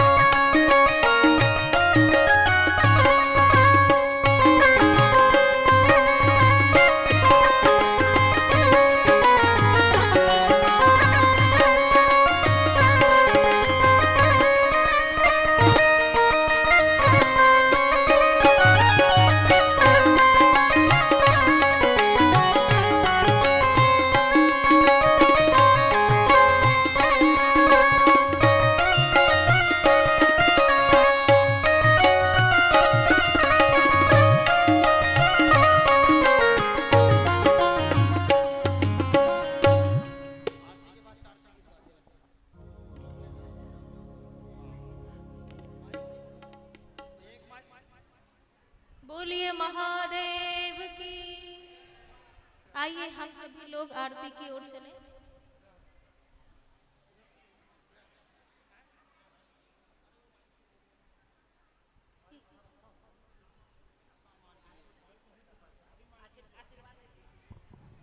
आप बुलाते जाइए। आज Rai Gautam ji. Hello hello hello hello hello. आज इस शिव पुराण के प्रांगण में रायपुर से हमारे ताऊ जी के बच्चे आए हुए हैं। वो स्टेज में आकर वैदेही महाराज जी से आशीर्वाद प्राप्त करेंगे। धन्नो दीदी, राम, शिवम और हमारे जमाई आए हुए हैं।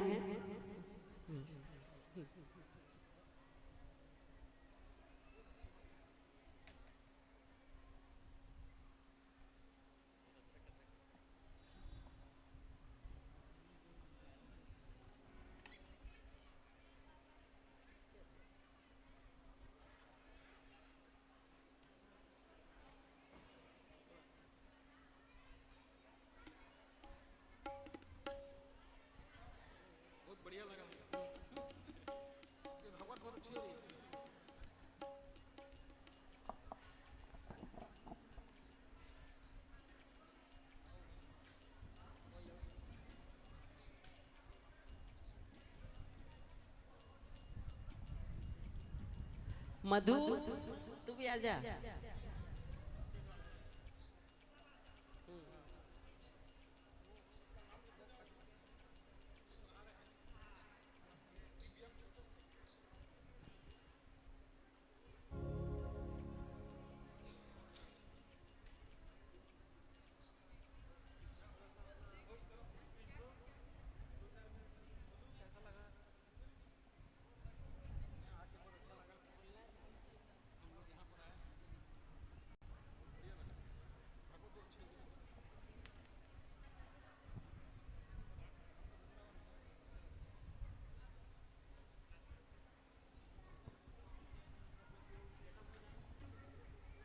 और लाना, और ला।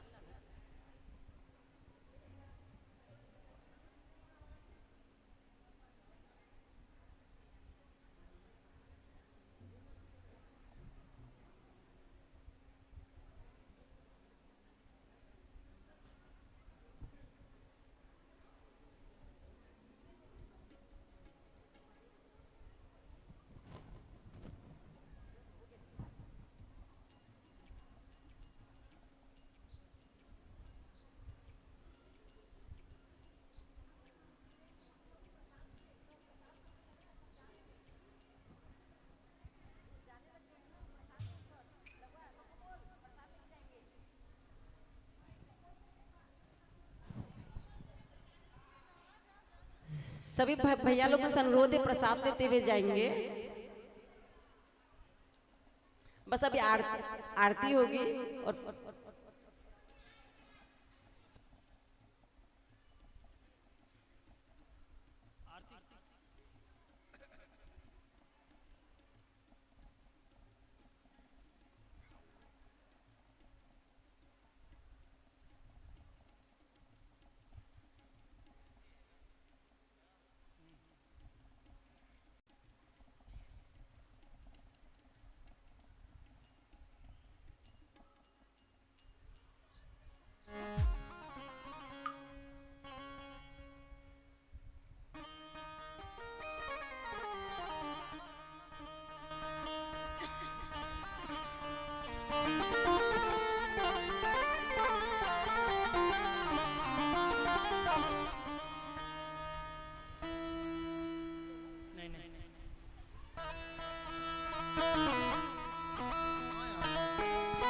हरि ओम जले ज्वाला तले ज्वाला ज्वाला पर्वत मस्तके देवलोक व्यापिनी ज्वाला ज्वाला देवी नमोस्तुते। ओम चंद्रमा मनसो जाचको सूर्यो वजायतो श्रोताद्रायश्च प्राणश्च मुखादग्निरजायतो। जय जय शिव ओंकारा स्वामी जय शिव ओंकारा ब्रह्मा विष्णु सदा शिव ब्रह्मा विष्णु सदा शिव हरदागिरा ओम जय शिव ओंकारा एकानन चतुरानन पंचानन राजे ओ स्वामी पंचानन राजे हंसासन गरुड़ासन हंसासन गरुड़ासन शिवान साजे ओम जय शिव ओंकारा भुज चार चतुर्भुज दस भुज अति सोहे दस भुज अति सोहे तीनों रूप निरखता तीनों रूप निरखता रघुवन मोहे ओ जय शिव ओंकारा अक्षमाल वनमाला मुंडमाला धरी ओ बोले मुंडमाला धरी त्रिपुरारी कलसारी त्रिपुरारी कलसारी वनमाला धरी ओ जय शिव ओंकारा सीतावर सीतावर बाबावर लगे ओ बोले बाबावर लगे सनकादिक गरुणादिक सनकादिक गरुणादिक भूतादिक सर्गे ओ जय शिव ओंकारा करके मत कमंडलो चक्रत सुर धरताओ बोल चक्रत सुर धरता जग करता जग हरता जग करता जग हरता जग पालन करता ओ जय शिव ओंकारा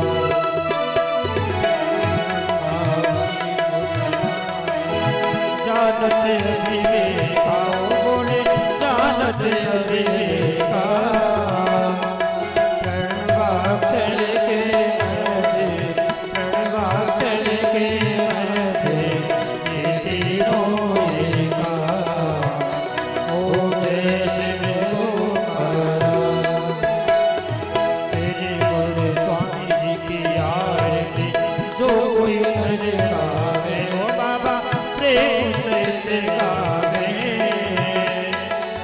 कहत शिवानंद स्वामी कहत हरि हर स्वामी